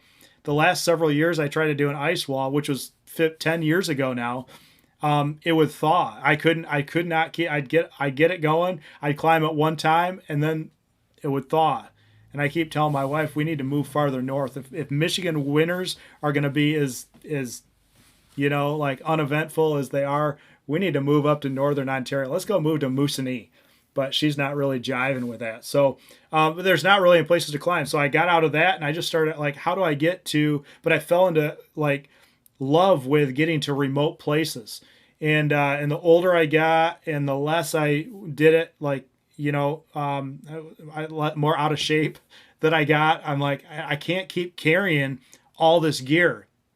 And so like, what don't I need? Right. And so I started whittling down. Well, I don't need to take, you know, 6 different backpacking stoves, and I don't need to take, you know, and so like, and then I got into this, like this trap of shaving ounces, right? If you're a thru hiker or if you're an avid hiker, if you're more of a minimalist, you know, like you can spend thousands of dollars on gear that will save you 6 ounces in your pack, right? And there's like, you're just trying to cut weight. You're trying to like take the minimal gear, but also take the lightest possible gear. And it's amazing. Technology in fabrics and in gear has come so far even in the last 10 years that, what used to be big and bulky is now compact and lightweight, and it's getting lighter and it's getting thinner and it's getting more efficient, and everything is just getting way, way better. So it's kind of an exciting time to live in, because you like, I am not a true bushcrafter survivalist, because, you know, I love primitive stuff, but I'm not solely primitive.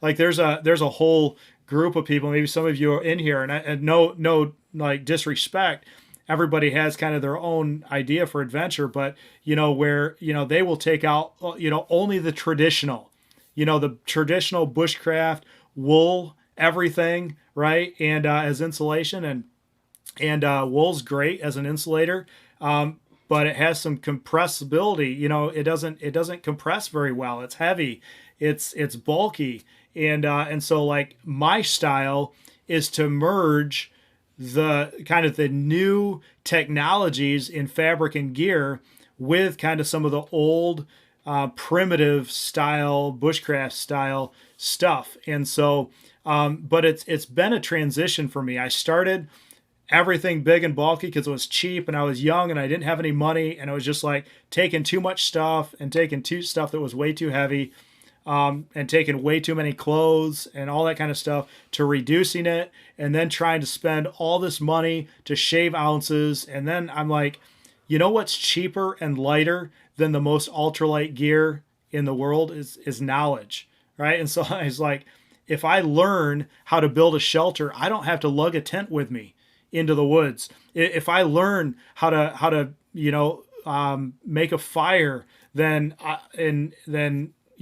don't have to take water. I don't even have to take a water filter, because I can boil my water. If I can, you know what I mean? So like I started just really limiting the gear that I took, and the more my knowledge increased, the less I needed. But having said that, there's still items that I typically don't leave home without. Okay, let's look at this right here, and big 3. When you're looking at your gear, if you're hiking, if you're camping, no matter what you're doing, like if you're car camping, it's less weight is less of an issue. But if you're going out and you're hiking, or you're going out on an overnight adventure, or you're going way deep into the backcountry, considering the big 3: your shelter, your sleep system, and your cook system. And the reason I say big 3 is they're some of the most important essentials, but they are also some of the heaviest and oftentimes the bulkiest items that are going to be in your pack, maybe besides your consumables, like food and water and things like that. So what are you going to do for shelter? A tent, a tarp, a hammock, a bushcraft shelter. Are you going to make your own? You know, this, like, what's the weather going to be like? What are your needs going to be in terms of that? Sometimes it's a fire. The only thing is a campfire at night. That's my shelter. You know, so just the warmth of the fire radiating is essential, is enough. So sleep system, all sorts of great things when it comes to sleep system. But you know, and we'll talk about some specifics with that kind of stuff, but getting up off the ground is absolutely critical, absolutely important. You need to get up off the ground. Otherwise, you know, it doesn't matter what your sleeping bag is rated for, that ground is just going to suck your heat out of your body. So I've been winter camping with guys that thought just because they had a 0-degree sleeping bag, they could sleep on the snow and be fine. And you just, even in the summertime, get up off the ground. It's more than just a comfort thing. It is, it really is a survival thing. So what are you going to do with your sleep system and then your cook system? Those are the three considerations. Now, sometimes my cook system is this right here. I love this is the first ever jet boil that ever came out. I think 2001. I've had this thing from 2001. The lid's getting a little broken, and I keep thinking, man, it'd be nice to have, you know, a newer version and all that kind of stuff. But it's been bomb proof. It really has been phenomenal. But here's the thing: if you're gonna cook like Tyler in the backcountry, you don't want to bring a jet boil. A jet boil is specifically the purpose of the jet boil is to boil water fast, right? So if you're going to cook elaborate meals, this isn't for you. This is what the jet boil is made for. Pair it with, you know, there's not just mountain, there's all sorts of dehydrated meals that you can do. By the way, Wanderlust did an awesome class last year on dehydrating your own meals. And I hope they bring that class back. Stay tuned to some of the other events and classes that Wanderlust offers, because it's just awesome. Like that was just mind blowing. Like it's cool. So jet boil. Sometimes I'm cooking over the fire. You know, I love this thing right here. A lot of times I'll just take this out. This is an old nesting cup for a Gerber canteen, and I'm gonna really start something here, but I'm gonna mention Bear Grylls. It actually is a Bear Grylls like Gerber, you know, partnership thing. But I've had this thing for years, and I love it because I can just only take like a hip sack, a fanny pack, and like that's a lot of times what I just go out in the woods for and use. So it just depends on what your adventure is.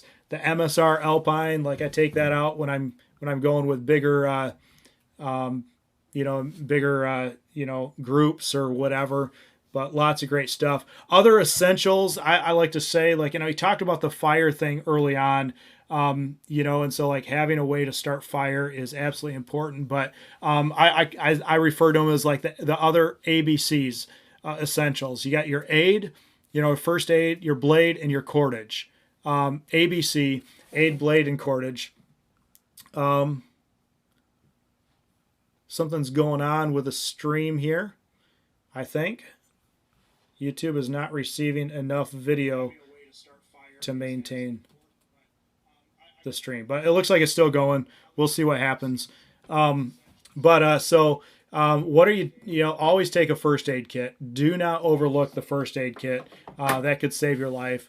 What are you using for a blade? I love this Leatherman Wave. This is a first generation Leatherman Wave, and I've had this thing probably, again, 20 years, but it's they've upgraded it a little bit, but it is just one of the best, one of the most phenomenal pieces of tool. If you go to the Wanderlust, all of these, like a lot of these recommendations are in the Wanderlust store, and I put a link in the description for all of these. And so they've got this right here if you're looking for an inexpensive option for a multi-tool. Now, I love the multi-tool thing.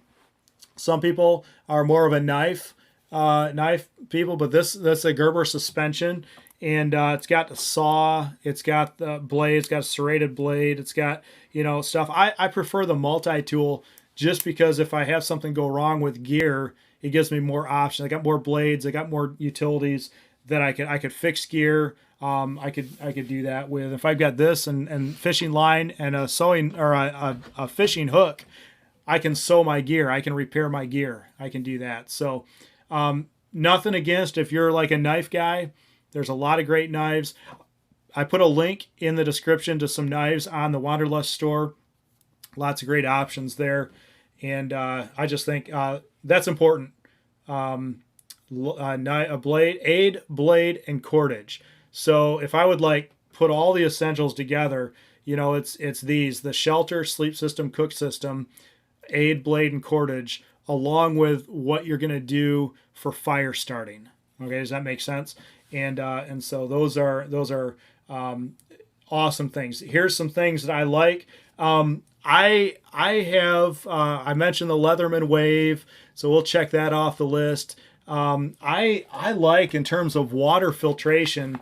I'm going to let the Alyssa and Abby get on here in a second, because there's so many awesome options, and you can't find this on Wanderlust. But the Be Free Ketadine Be Free, I love it because you just I can put it in my pocket and filter water, and it's got a hard lid, so you just scoop it in there. If this ever gets dirty, you just swish it around in the water, and it cleans itself out, self-cleaning.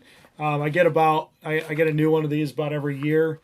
They've been out for a couple of years now, but Grail makes one, MSR makes one. Abby and Alyssa love those Grail and MSR. They can talk about that here in a second. So water filtration. I love my Jetboil. This is proof right here that I love my MSR Alpine set right here. This is supposed to be silver, right? But it comes with a little detachable handle that you can take it out of the fire and not burn your hand. But what I really love about it is the lid also doubles as a frying pan. It comes with a 2-pot set, but I typically just use the one. So, but lots of great options. I got links to some of that stuff. I'm curious, what are some gear items that you take out into the woods that you love, that you would not, because there's so many good stuff. Street Medic asked, how do you balance cost with value? How do you balance cost with value? That is, it's so like item specific. If the things that are, I would consider essential, I don't want to skimp on. Okay, so like a knife, or like the blade, like whatever you're using to cut, like that is essential. Don't skimp on. You can get inexpensive knives. Mora makes a really inexpensive knife that is phenomenal.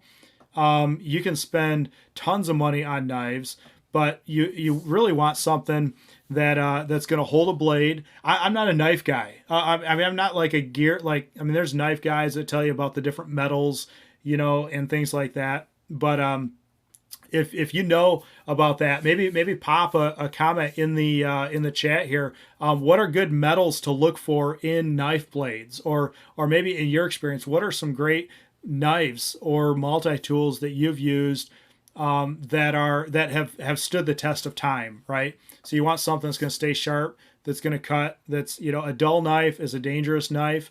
But to use the old adage, a knifeless man is a lifeless man, right? So don't skimp on that. I can, like, when it comes to sleeping bags, and I want to talk about this. I've got a bag that I just really want to recommend if you are getting into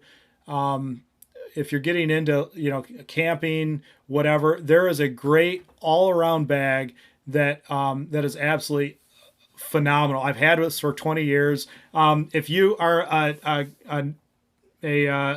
consistent, or like you watch all my videos on YouTube, you're gonna laugh. But I've got a little video I put out. It's kind of a comical video. So sleeping bag, ? What is my favorite sleeping bag? Let's see if you can decipher from this video here what my favorite sleeping bag is. All right.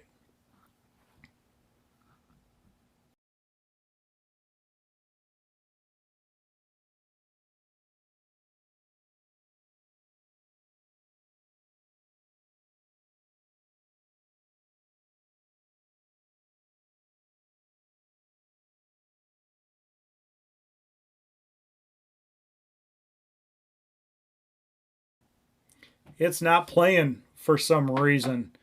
Let me go. I was really excited.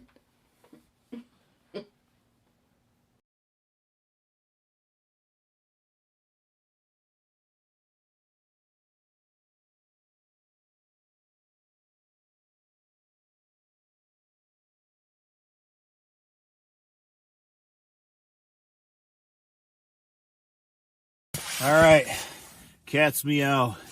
So we've definitely pushed this bag to its limits this week. Cat's meow. So we've definitely. All right, cat's meow. So we've definitely pushed this bag to its limits this week. It's -20 tonight. I stay toasty warm. Cat's meow. 20-degree bag. I absolutely love this sleeping bag. How'd you sleep? I cannot tell you how happy I am with a sleeping bag. Cat's meow. The extreme rating is -7. Look at this. This all frosted all around the edge of my sleeping bag. All right, so Mark is finally up and around. How'd you sleep? Old as your beard was. That kept me nice and toasty warm. Cat's meow. I absolutely love this sleeping bag. I stay toasty warm once again, but the extreme rating is -7. Extreme rating of -7. The extreme rating is -7. North Face Cat's Meow sleeping bag, 20-degree. It is supposed to get down well below 0 tonight. That's a great all-around bag if you're just getting into camping, backpacking, hiking. It packs down pretty small. It's fairly lightweight, and it has been really one of the best bags for years. I've had that thing almost 20 years. It has kept me alive in the mountains of Colorado when I was drenched. It was a wet snow. That is stuck at 10,000 feet.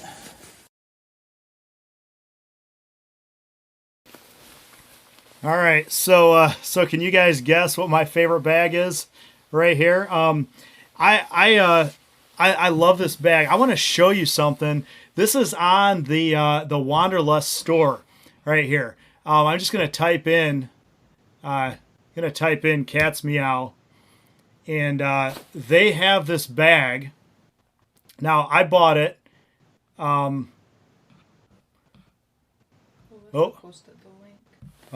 Alyssa's already got the link.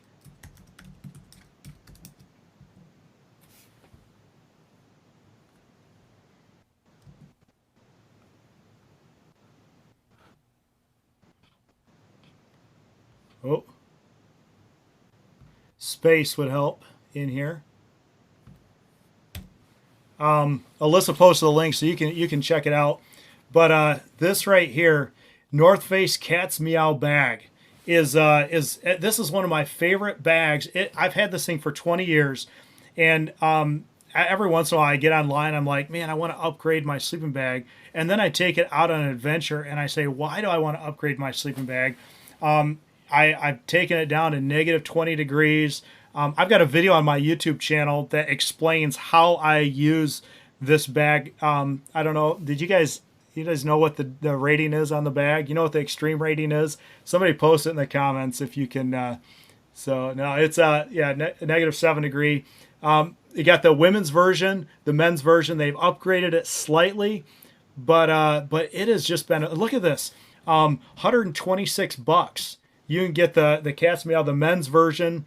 I don't know why the women's version is a little bit more, but I know if you're a lady, go for the women. It's different, slightly different cut, maybe a little more insulation in different places and stuff. So I would recommend that. And that's a great bag. I know the ladies are going to have some more gear recommendations and stuff, but is that different than the furnace? So the difference between this, now I don't, I've looked into the furnace. I think the furnace is down. This one's synthetic, and so it is. I I like it's not as compressible as a down bag would be. The problem with down is it loses its insulating qualities when it's wet. And so, whereas synthetic insulation, like if this thing has gotten soaking wet, when I was in Colorado, that video and that picture I showed you, it kept me alive. I wouldn't say necessarily, like I've had times in this bag where it's not been comfortable, but I've survived. And it's a great bag for anyone that wants to upgrade from the $30 Walmart bag or whatever that you have. Best bang for the buck when it comes to the sleeping bag is this. It's the North Face Cat's Meow sleeping bag. I know Alyssa posted the link, and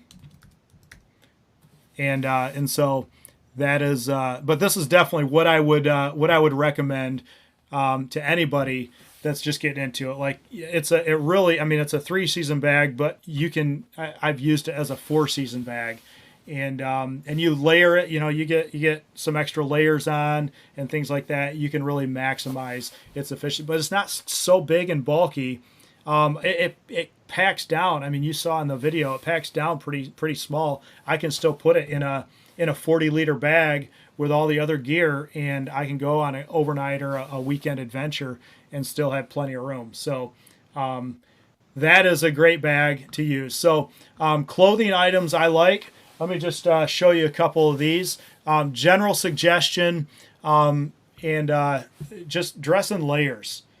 Dress in layers and understand the difference between the different insulating things. So we got, I know I'm going a little bit out of order here, but down versus synthetic versus wool, they all have advantages.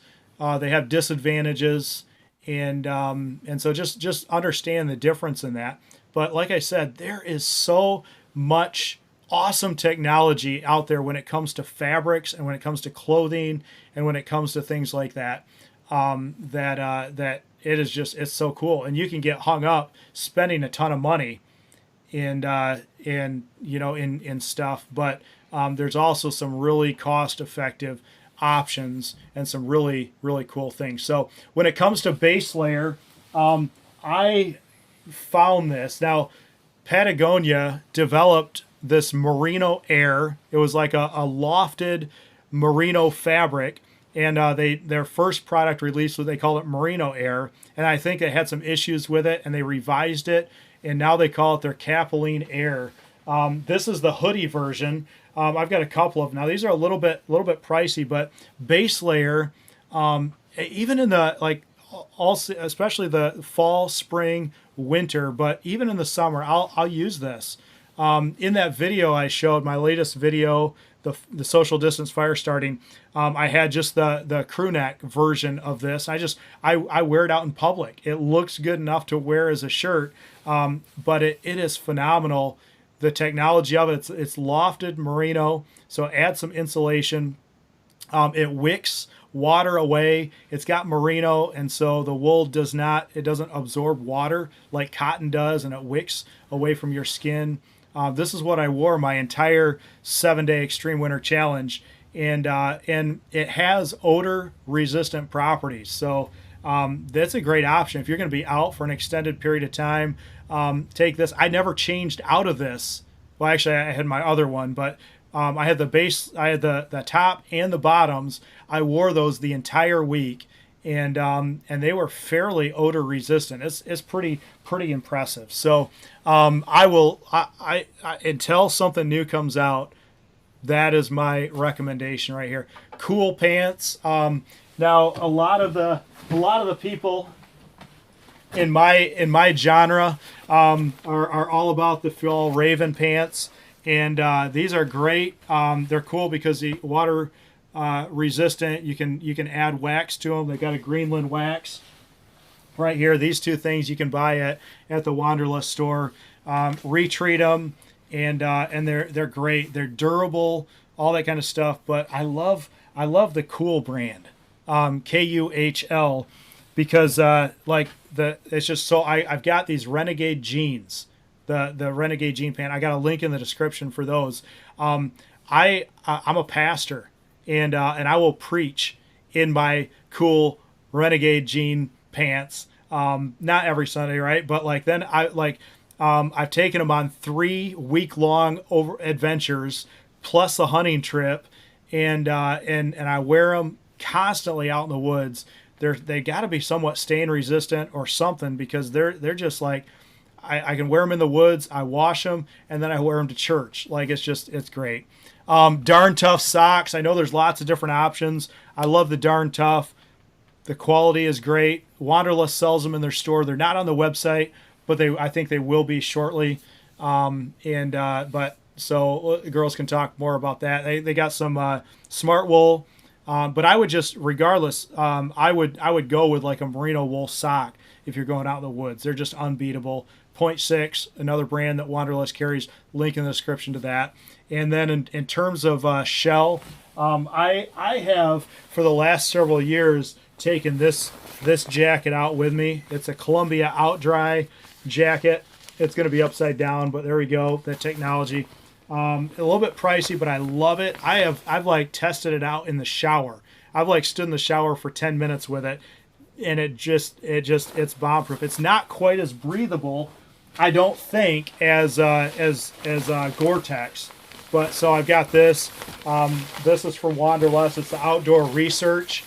They are the, I think, in kind of the shell material stuff. This is a Gore-Tex version, but they've got their own proprietary fabric and stuff. That was bomb proof when I took it out on my Extreme Winter Challenge, and I was sad that they wanted to send me out with that because I loved my OutDry.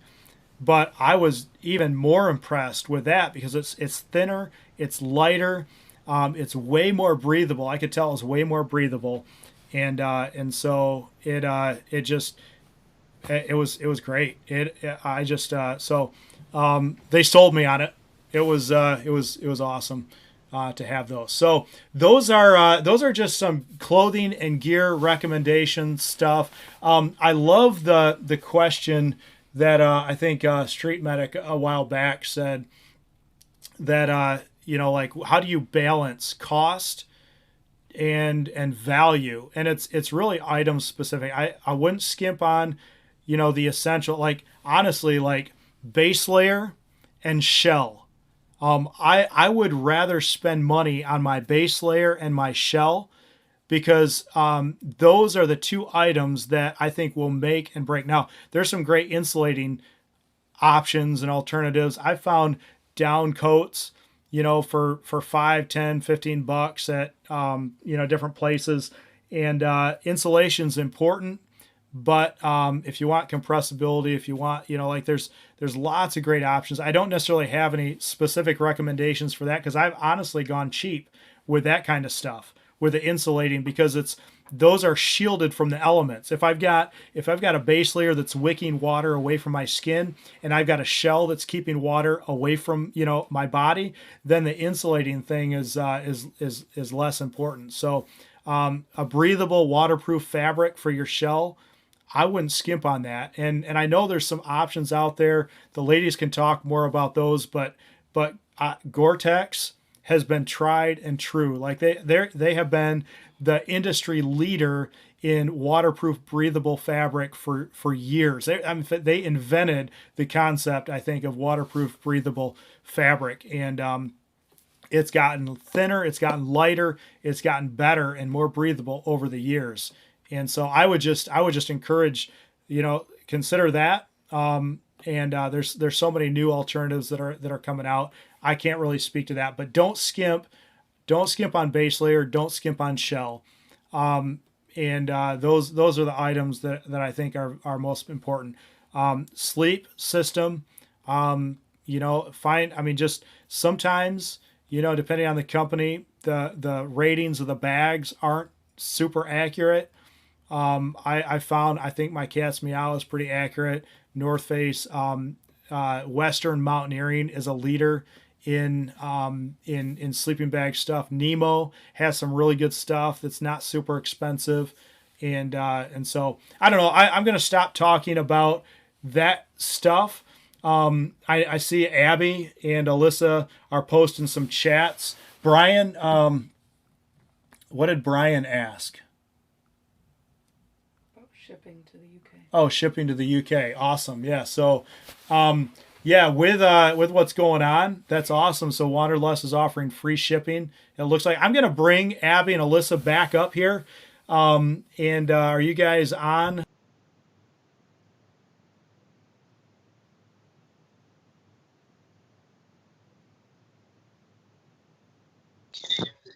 We're good.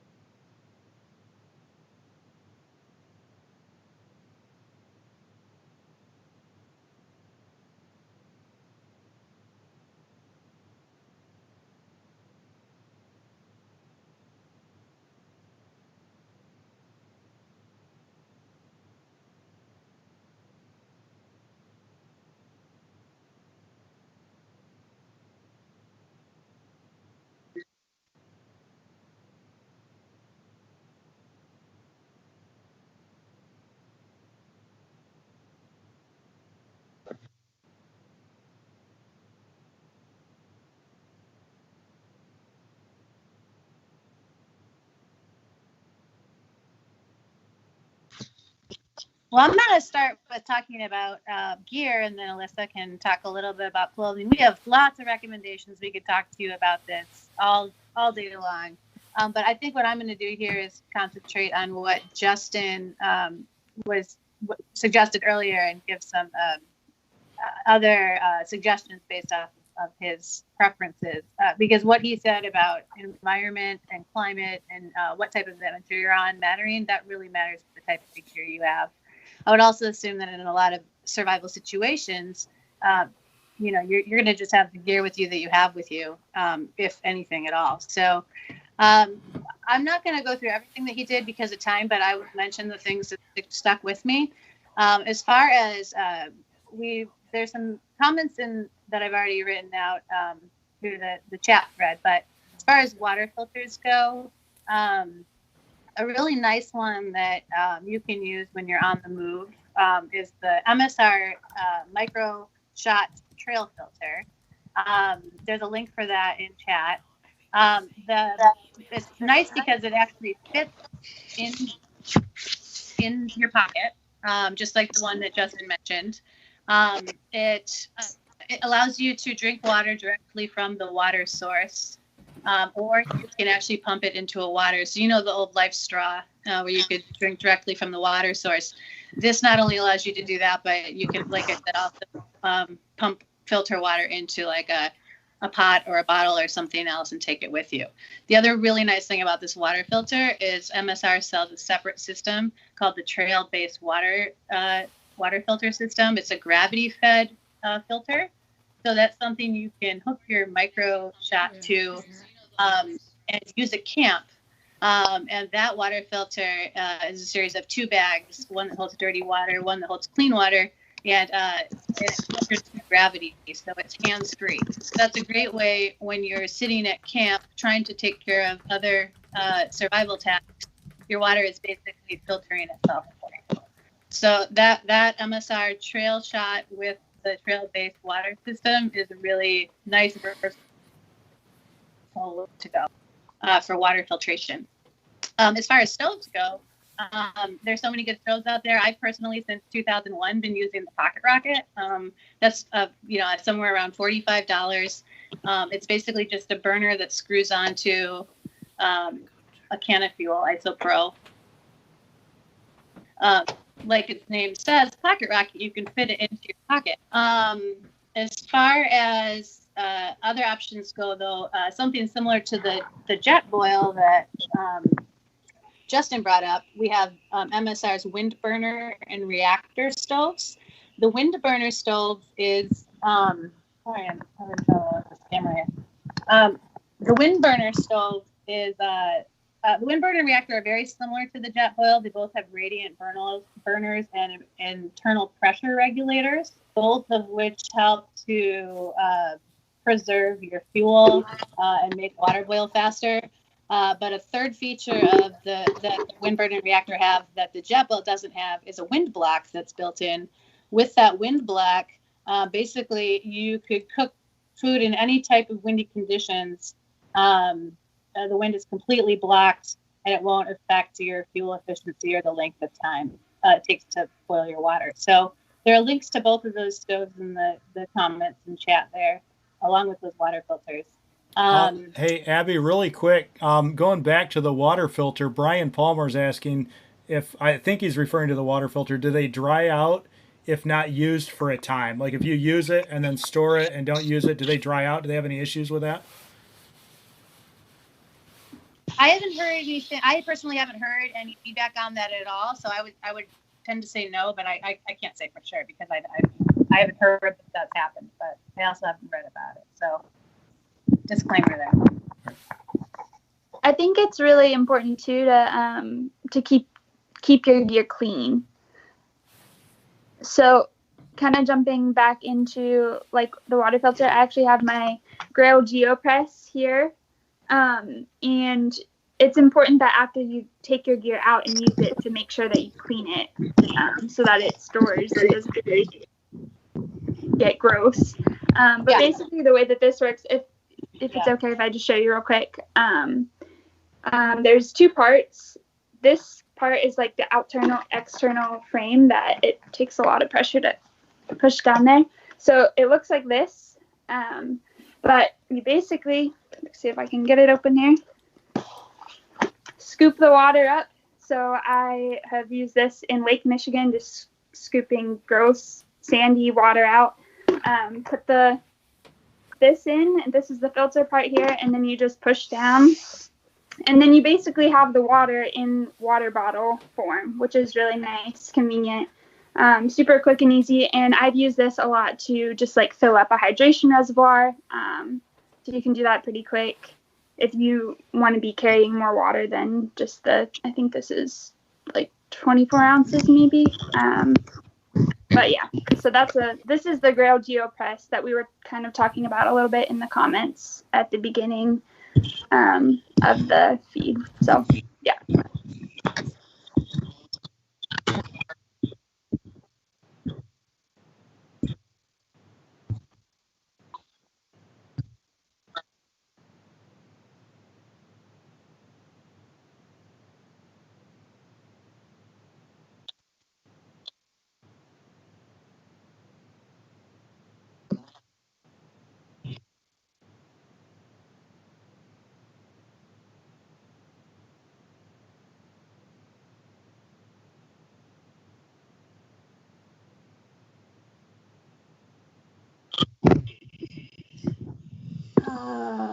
Alyssa, do you have any specific thoughts on seasonally related water filters? As far as water filter goes, not necessarily. I know that I haven't done a ton of winter camping personally. I'm more in the spring, fall, summer seasons, but there are different, I don't know specifically for water filtration, but I know for other gear there are, like with hydration reservoirs, there's kits to insulate those kinds of things so that your water isn't freezing.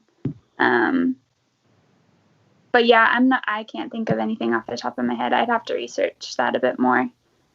All right, they're asking about how much is that GeoPress? I believe it's like $85-$90 maybe. There's two different sizes. So there's an older one that's a bit smaller than this. And then this is the 24-ounce one. Let me see if I can find it. But yeah, I can put a link for that as well.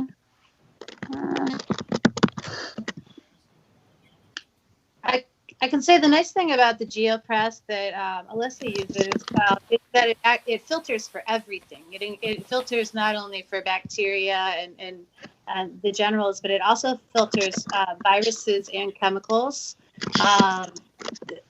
whereas many water filters don't. The ones that I mentioned, the Trail Shot, and I don't know about the one that you use, Justin, but the Trail Shot only it doesn't do viruses and chemicals, but it's got, so that's something to think about too, is what is it that you want to filter out? If you can afford a water filter, they usually cost more, but if you can afford one that filters for everything, then obviously that's, I think we are actually sold out of the GeoPress at the, what's that?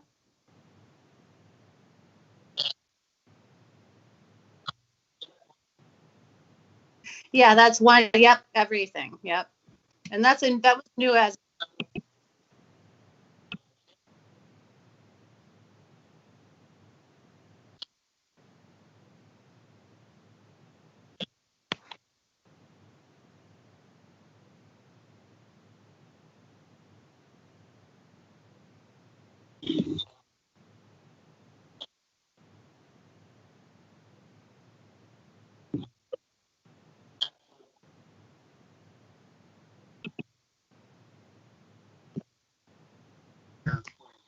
Yeah, I would agree with that. The GeoPress goes for about $90, and again, that's because it filters everything, so it's a little bit more, but still not a bad price for total protection there. But we'll put up a link here to all of our water filters for you guys, and I'll rate them in order from lowest to highest price. What we have.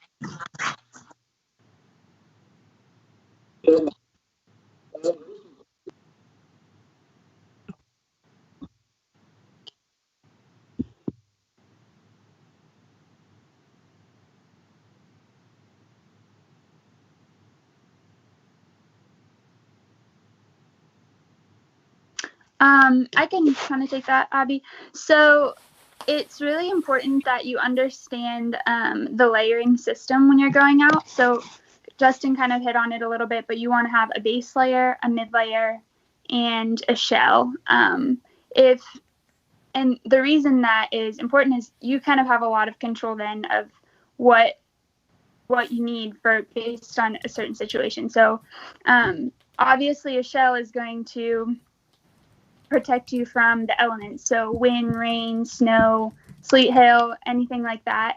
But also it's going to kind of create that wind barrier. So it is going to take away a lot of breathability from your entire system.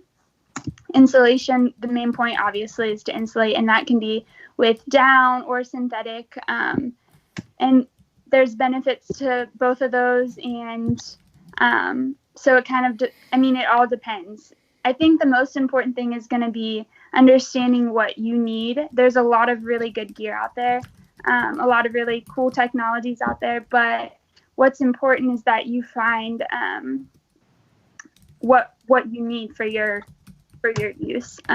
So down is going to be usually a bit warmer, also more packable. Synthetics are great for performance because they can insulate when you're wet. And obviously if you're doing something high exertion, you're going to be sweating. So down is not going to insulate as well. And then with base layers, I always just say, no matter what, stay away from cotton. I think this is like one of the biggest, I don't know, people come into the shop all the time and think cotton is like the way to go. And that is the one thing you definitely want to stay away from, whether that's in your base layers or your socks, anything. Just don't use cotton. So we really like merino wool, and we carry the smart wool, which is a great option for a base layer, and they do that in different weights. So with merino, you're going to have a lot of the just a lot of really cool natural properties. So it's antimicrobial, which means Justin, you kind of touched on this. It doesn't stink, so you can wear it for a few days and it's not going to smell as bad as maybe a different fabric would. It's really warm. It's moisture wicking, so it's going to pull the moisture away from your body to help keep you warm. Just a lot of really cool properties. there are a lot of synthetics that are obviously being made now that function in very similar ways. So if you don't want to wear wool, there's a lot of really cool stuff out there. Patagonia, the one that you were sharing with the merino, they also do have synthetic versions of those, which are really great as well. Yeah, so base layer, the whole system works together, and you need all the parts. You just have a lot more control while using a layering system like that, which you kind of talked about a little bit. But yeah, there's a lot out there, and we can kind of send some links over, or if anybody has specific questions about anything. Yeah. We're currently offering I also put this in chat, but probably getting lost in all the messages. We are offering a couple of deals here. We have free shipping. Brian asked if that was outside of the U.S. Brian, I'm sorry to say this. Our website only services the United States. However, if you see anything on there that you'd like, or if anyone outside of the country, anywhere you are, Canada, Europe, anywhere, needs anything, you can call us or email us, and we will take care of that for you. So free shipping does only apply to the U.S., but give us a call, and if you see something you really like and you see a good deal, then we'll hook you up.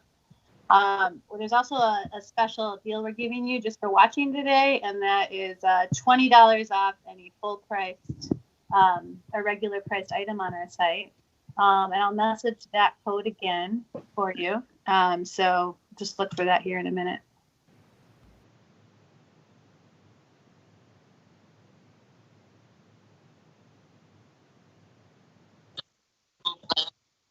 Oh.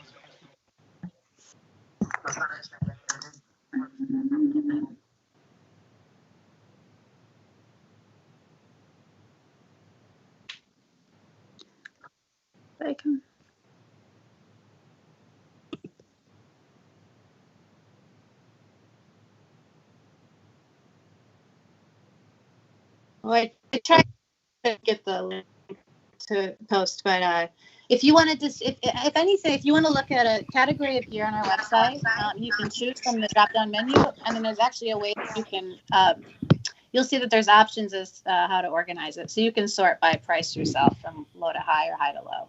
It wouldn't post the link for me. Okay, awesome. Let me just show this. Let me go back to the website. You guys have done a phenomenal job with your website, wanderlustoutfitters.com.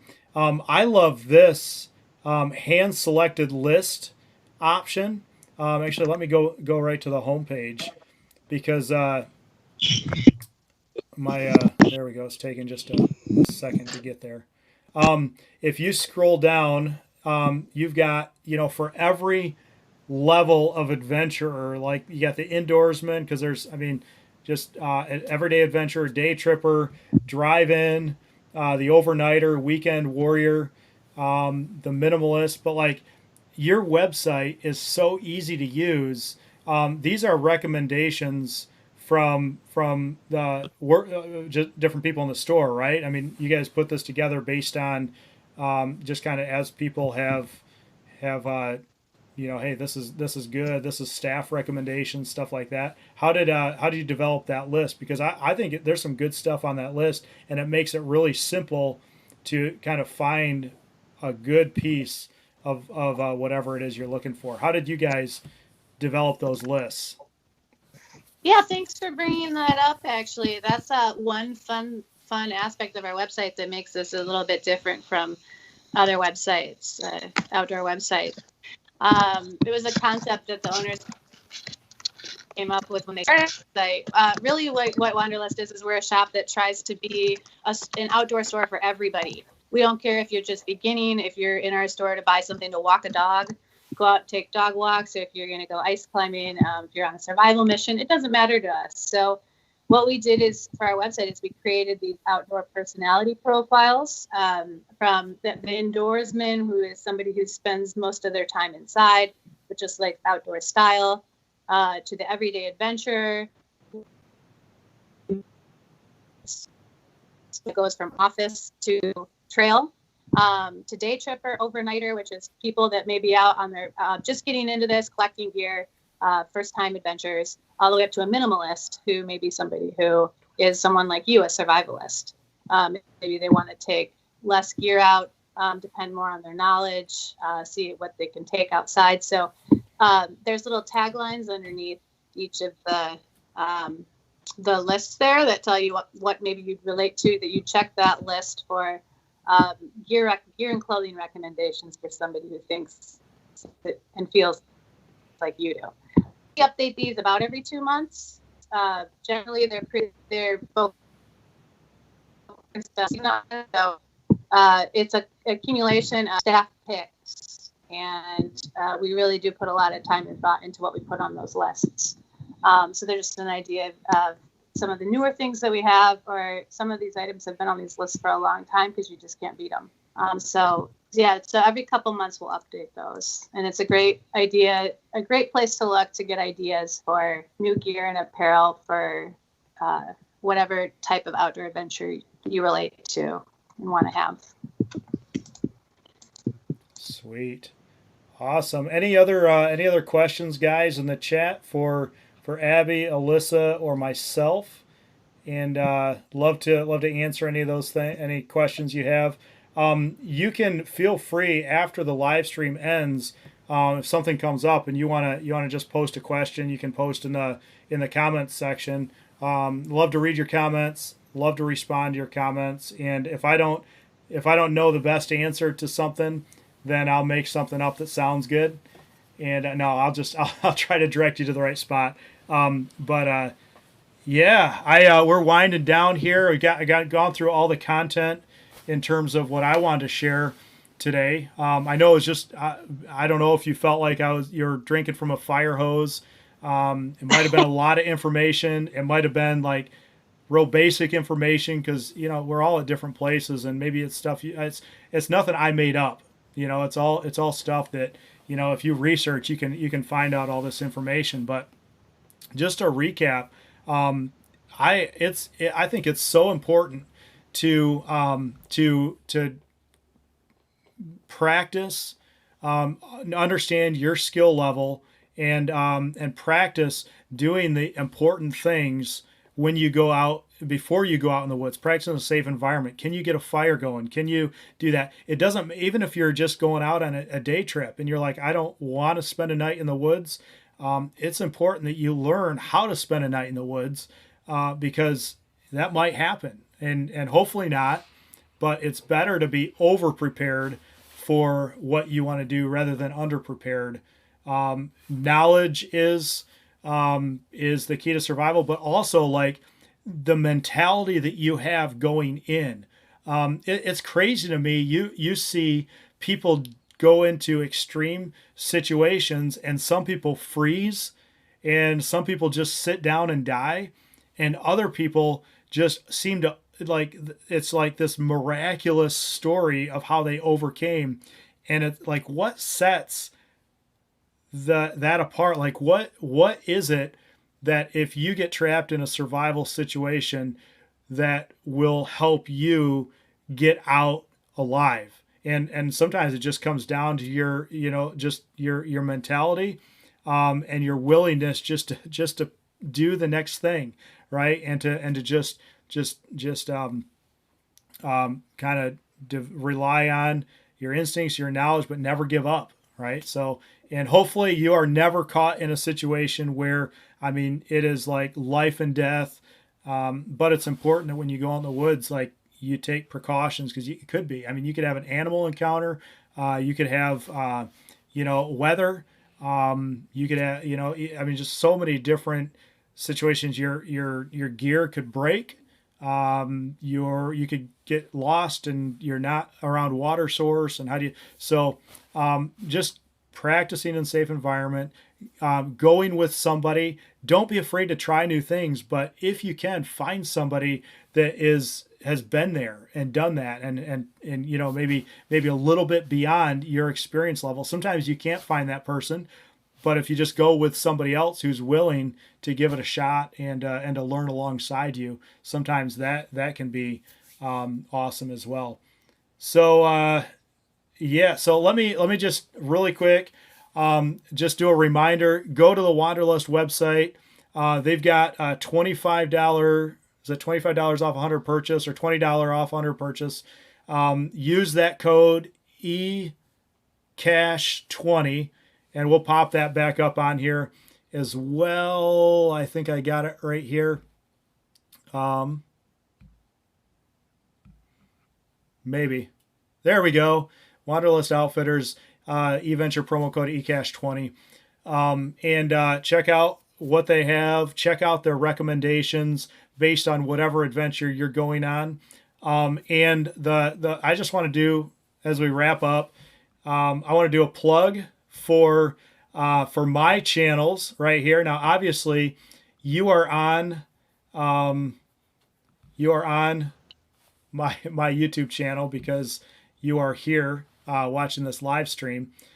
But Waypoint Outdoor Adventures, my hope and my desire, my goal for my channel is that I can bring you along on the experience.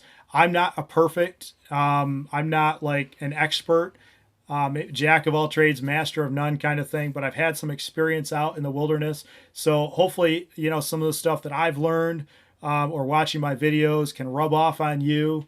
We can learn from each other and all that kind of stuff. And but I've got all sorts of different adventures, different types of things that I have. And then I started a brand new channel.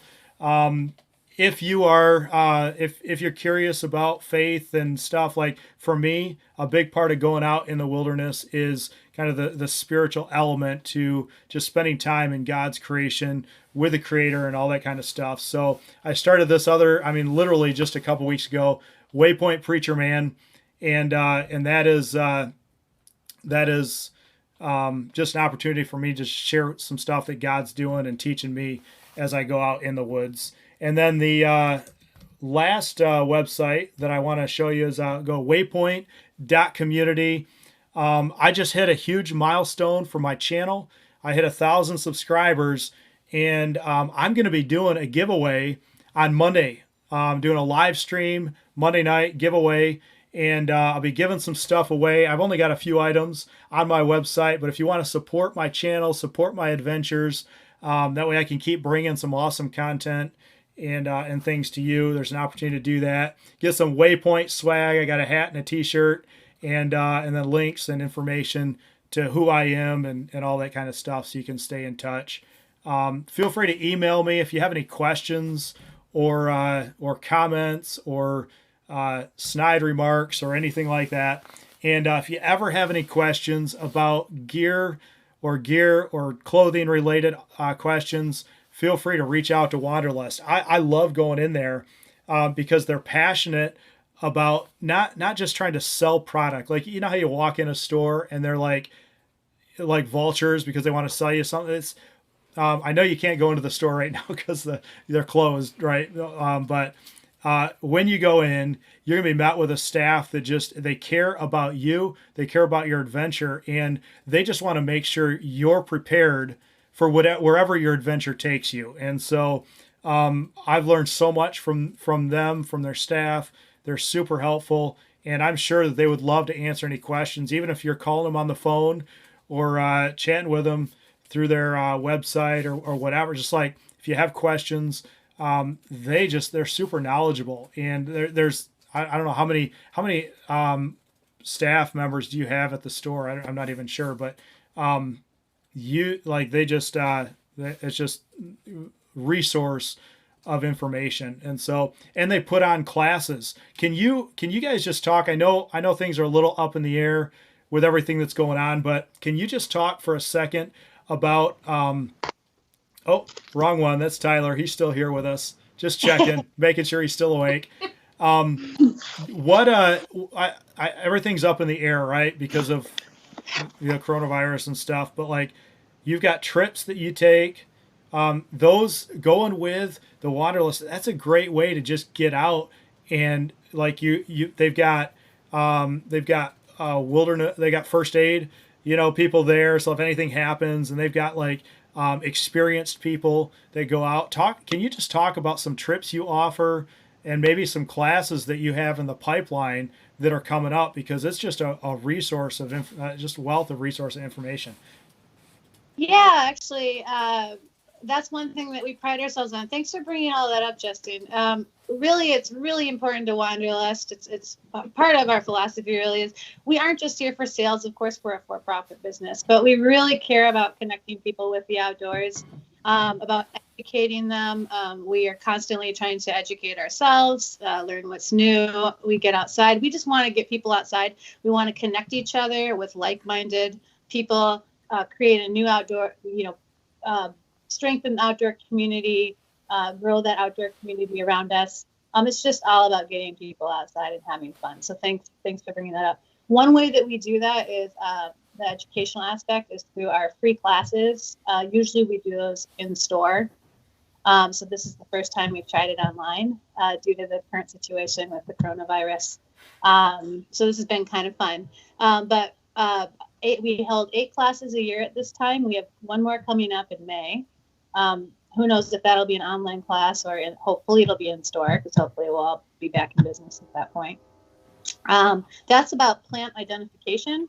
That will be led by the St. Joseph area's Surrett Nature Center. We have somebody coming in from there to talk about the use of different types of plants and how to identify them. And then we take the summer off because we're usually pretty busy. We will resume classes again in September. We have coming up a presentation on local women's summit of Mount Kilimanjaro, the highest peak in Africa. We also have, I think we have another class this fall coming up that fire starting that would be taking place at our community camp out. And a few other good ones too. A lot of them are educational. There is another there's actually a park camping cooking class coming up. We had our backcountry cooking class already. So there's a lot of other fun classes that I haven't mentioned. They are on our website under events if you want to check them out. Go to the bottom of the homepage and click on events and you can see a list of them. As far as trips go, we sell our trips at cost. We try to offer a trip. Right now, this is our 3rd year doing them, so we're still in our infancy. But our trips are very affordable.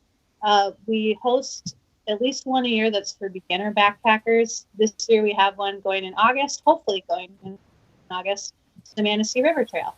We're going to hike half of the trail, and then we're going to take the second day to kayak back in the same direction downriver on the Manistee River. So it's a beginner's hiking trip, backpacking trip, paddling trip. That'll be fun. We have one coming up in July to the Pictured Rocks National Lakeshore, which I noticed some of you talking about on chat. That's an intermediate backpackers trip, so it just basically means that you need to be able to walk 10 or more miles a day, and you need to know how to use your own gear and pack all your own gear in. So there was one other one that might go, but I have a feeling it'll cancel due to the situation, and that is the Manitou Island Adventure. We're taking people out to the Manitou Islands and Sleeping Bear Dunes National Park here, our National Lakeshore up here in northern Michigan for backpacking. So, so we like to, we offer a few of these a year. We'll have a community camp out in October. All of them are very low cost and about meeting people, getting outside and having fun. Awesome. Those are also, those are listed on our website too, under events. Perfect. So thank you so much, ladies. I said I'm going to plan for an hour of content, and then we'll see. I felt like I didn't even get into the conversation until like an hour in, right? So it took me a little while to warm up. But so this is by far the longest live stream I've ever done on my channel. I'm so thankful. Thank you, ladies, for letting me take even more time than what I had said and what we had planned. But hey, we're all stuck at home anyways, right? So what else do we have to do? Lots of great stuff. There's some great conversations. Some of you guys in the chat had some really good advice or encouragement, different products and different things that you've really enjoyed. So, ladies, thank you so much. I'm going to wrap up this live stream. And like I said, fire starting is one of the most important things that you can learn when you head out into the backcountry. And so I want to wrap up this live stream with kind of a fail in terms of fire starting, but what I did to solve the problem. It's way back on my YouTube channel. It's an older video, one of the first ones that I put on, but I just thought I'd wrap up with a stream with this. Abby, Alyssa, thank you so much. Thanks for just being awesome. Thanks for hosting this class, and thanks for all you do for all of us who like to adventure, and stuff. So check out all the classes. Check out the link to the events and things like that. I'm bummed that the double Manitou trip isn't going to go like that's, but I'm sure that'll come back around. Hopefully we are not stuck at home for the rest of our lives, and we can take part in some of that stuff. So Alyssa, Abby, thank you so much for joining us. Tyler, thank you so much for joining us. I'm just going to wrap up, like I said, with this video. Make sure you look right. Oh, where's that? Right there. Wanderlust Outfitters. Check out that code right there, eCash20, and you get $20 off, $100 purchase. If you're going to buy anything, I recommend buying the Cat's Meow sleeping bag or something. Now, I know it's getting warm weather and it's like 20-degree bag, but I don't know. You know what you need. If you have any gear recommendations, check those out on the site. Go to the recommendations because it really is quality gear, regardless of what your adventure is. Even if you're just hanging out in the office or at home, Wanderlust can supply all those needs. And I know I don't want this to sound like an infomercial. Hopefully it didn't. Hopefully there was lots of great content. Ladies, thank you so much. Tyler, thank you so much. Let's wrap up with this last video right here, how to start a fire in wet conditions. And then as soon as this is done, we're cutting the stream off. So thank you so much, all of you who joined us for this whole time. I know some of you popped in and out. Went a lot longer than I expected it would, but it was fun. And thank you for all of your response and your connection in the chat, all that kind of stuff. I'm going to post my email address one last time after I start this video, and feel free to reach out to me anytime. I would love for you to subscribe to my channel. I'm doing a big giveaway. I just did a live stream last night to talk about it. Subscribe to my channel. Watch some of my videos, and you can be entered in. I'm giving away Wanderlust gift cards. Wanderlust gave me a backpack, an Osprey day pack to give away for this, and so I'm giving some stuff away from my website, and I've got this. What I do with it? I threw it away because I've got like a million things like scattered around here that I didn't get to pull out. But right here. I am giving away this Benchmade. We talked about having a good blade. This Benchmade, it's a North Fork folder, just a little pocket knife. Phenomenal little pocket knife. Giving that away, and just lots of other awesome stuff. I've got probably a dozen things I'm giving away on Monday night. So check out my channel, subscribe. I'd really appreciate it.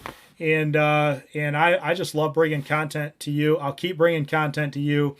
As I wrap up, here is just how I start a fire in a tough, wet condition. Check it out. When you're in a situation where there is no dry tinder, I did a couple things. First of all, I have this stick here, and I am going to carve a feather stick. Just small, as small little shavings as I possibly can.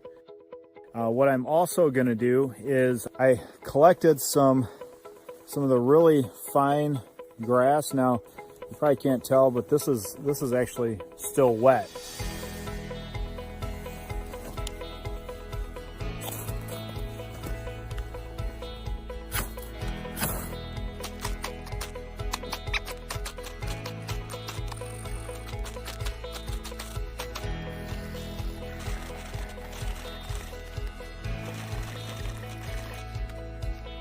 It has literally been downpouring all day. I'm just gonna wear my ferro rod down completely. So this is too wet to get a spark, so I'm gonna stick it in my pocket and I'm gonna flatten it out.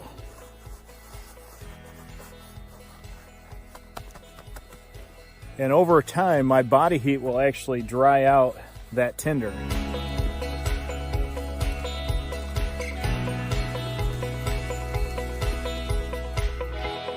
All right, so let me show you what I have here. This little grass right here is what I found yesterday. It was soaking wet. And I put it in my pocket, and now it's bone dry. So there's a little secret for you. I've never heard anybody talk about that on YouTube. But your body heat will dry things out.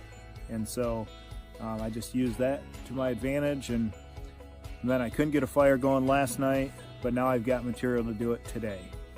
So sometimes when you're out here, you got to think long term, not just short term. So, all right, let's get at it.